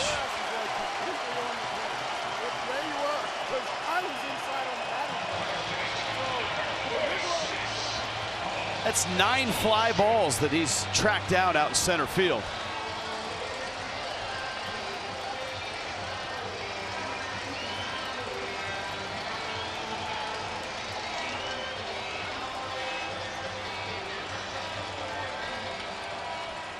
Crowd buzzing. 11-5 Mexico. 2 outs in the 9th. Goldschmidt. Thomas says, that's mine. That's number 10. He's caught. And Mexico has taken down USA. A crucial win in Pool C. And it started with a Joey Meneses 2-run home run in the first inning. Kind of rocked the USA's world. Meneses would end up with 2 home runs, 5 RBIs, and really got things going. Rowdy Tellez had 3 hits and 2 RBIs, but what an attack offensively. Mexico scores 11 runs on 15 hits, and they have evened their record to a game 1 win, 1 loss. And what a night for the World Baseball Classic. 48,000 in here, sold out. Just an absolute party atmosphere for 4 hours. And you see the Pool C standings. So much about the hangover of a tough loss to Colombia, that's forgotten. And we said that at the outset of the telecast. They were really stung, Mexico was, by that loss in extra innings yesterday. Tonight, that's a distant memory. Now they got the tiebreak and head-to-head against Team USA. A day off tomorrow, and their schedule sets up nicely. All they have left, Great Britain and Canada. They will enjoy the off day. Randy Arozarena putting on a show so far in his first 2 games. Another big game here tonight. Arozarena, a couple of big RBI doubles. Scored the first run of the game. And he has really energized this Mexico crowd. Team Mexico, 1-1. Off day tomorrow. They can regroup and get their pitching in order. Well, the story of this game was the power of Joey Meneses. The 2-run homer in the first, igniting the crowd, and a 3-run shot in the fourth, and Mexico was off and racing. For John Morosi, Buck Martinez, our entire MLB Network World Baseball Classic crew, I'm Rich Waltz. See you again tomorrow. 2 more here from Pool C. What a night for Mexico.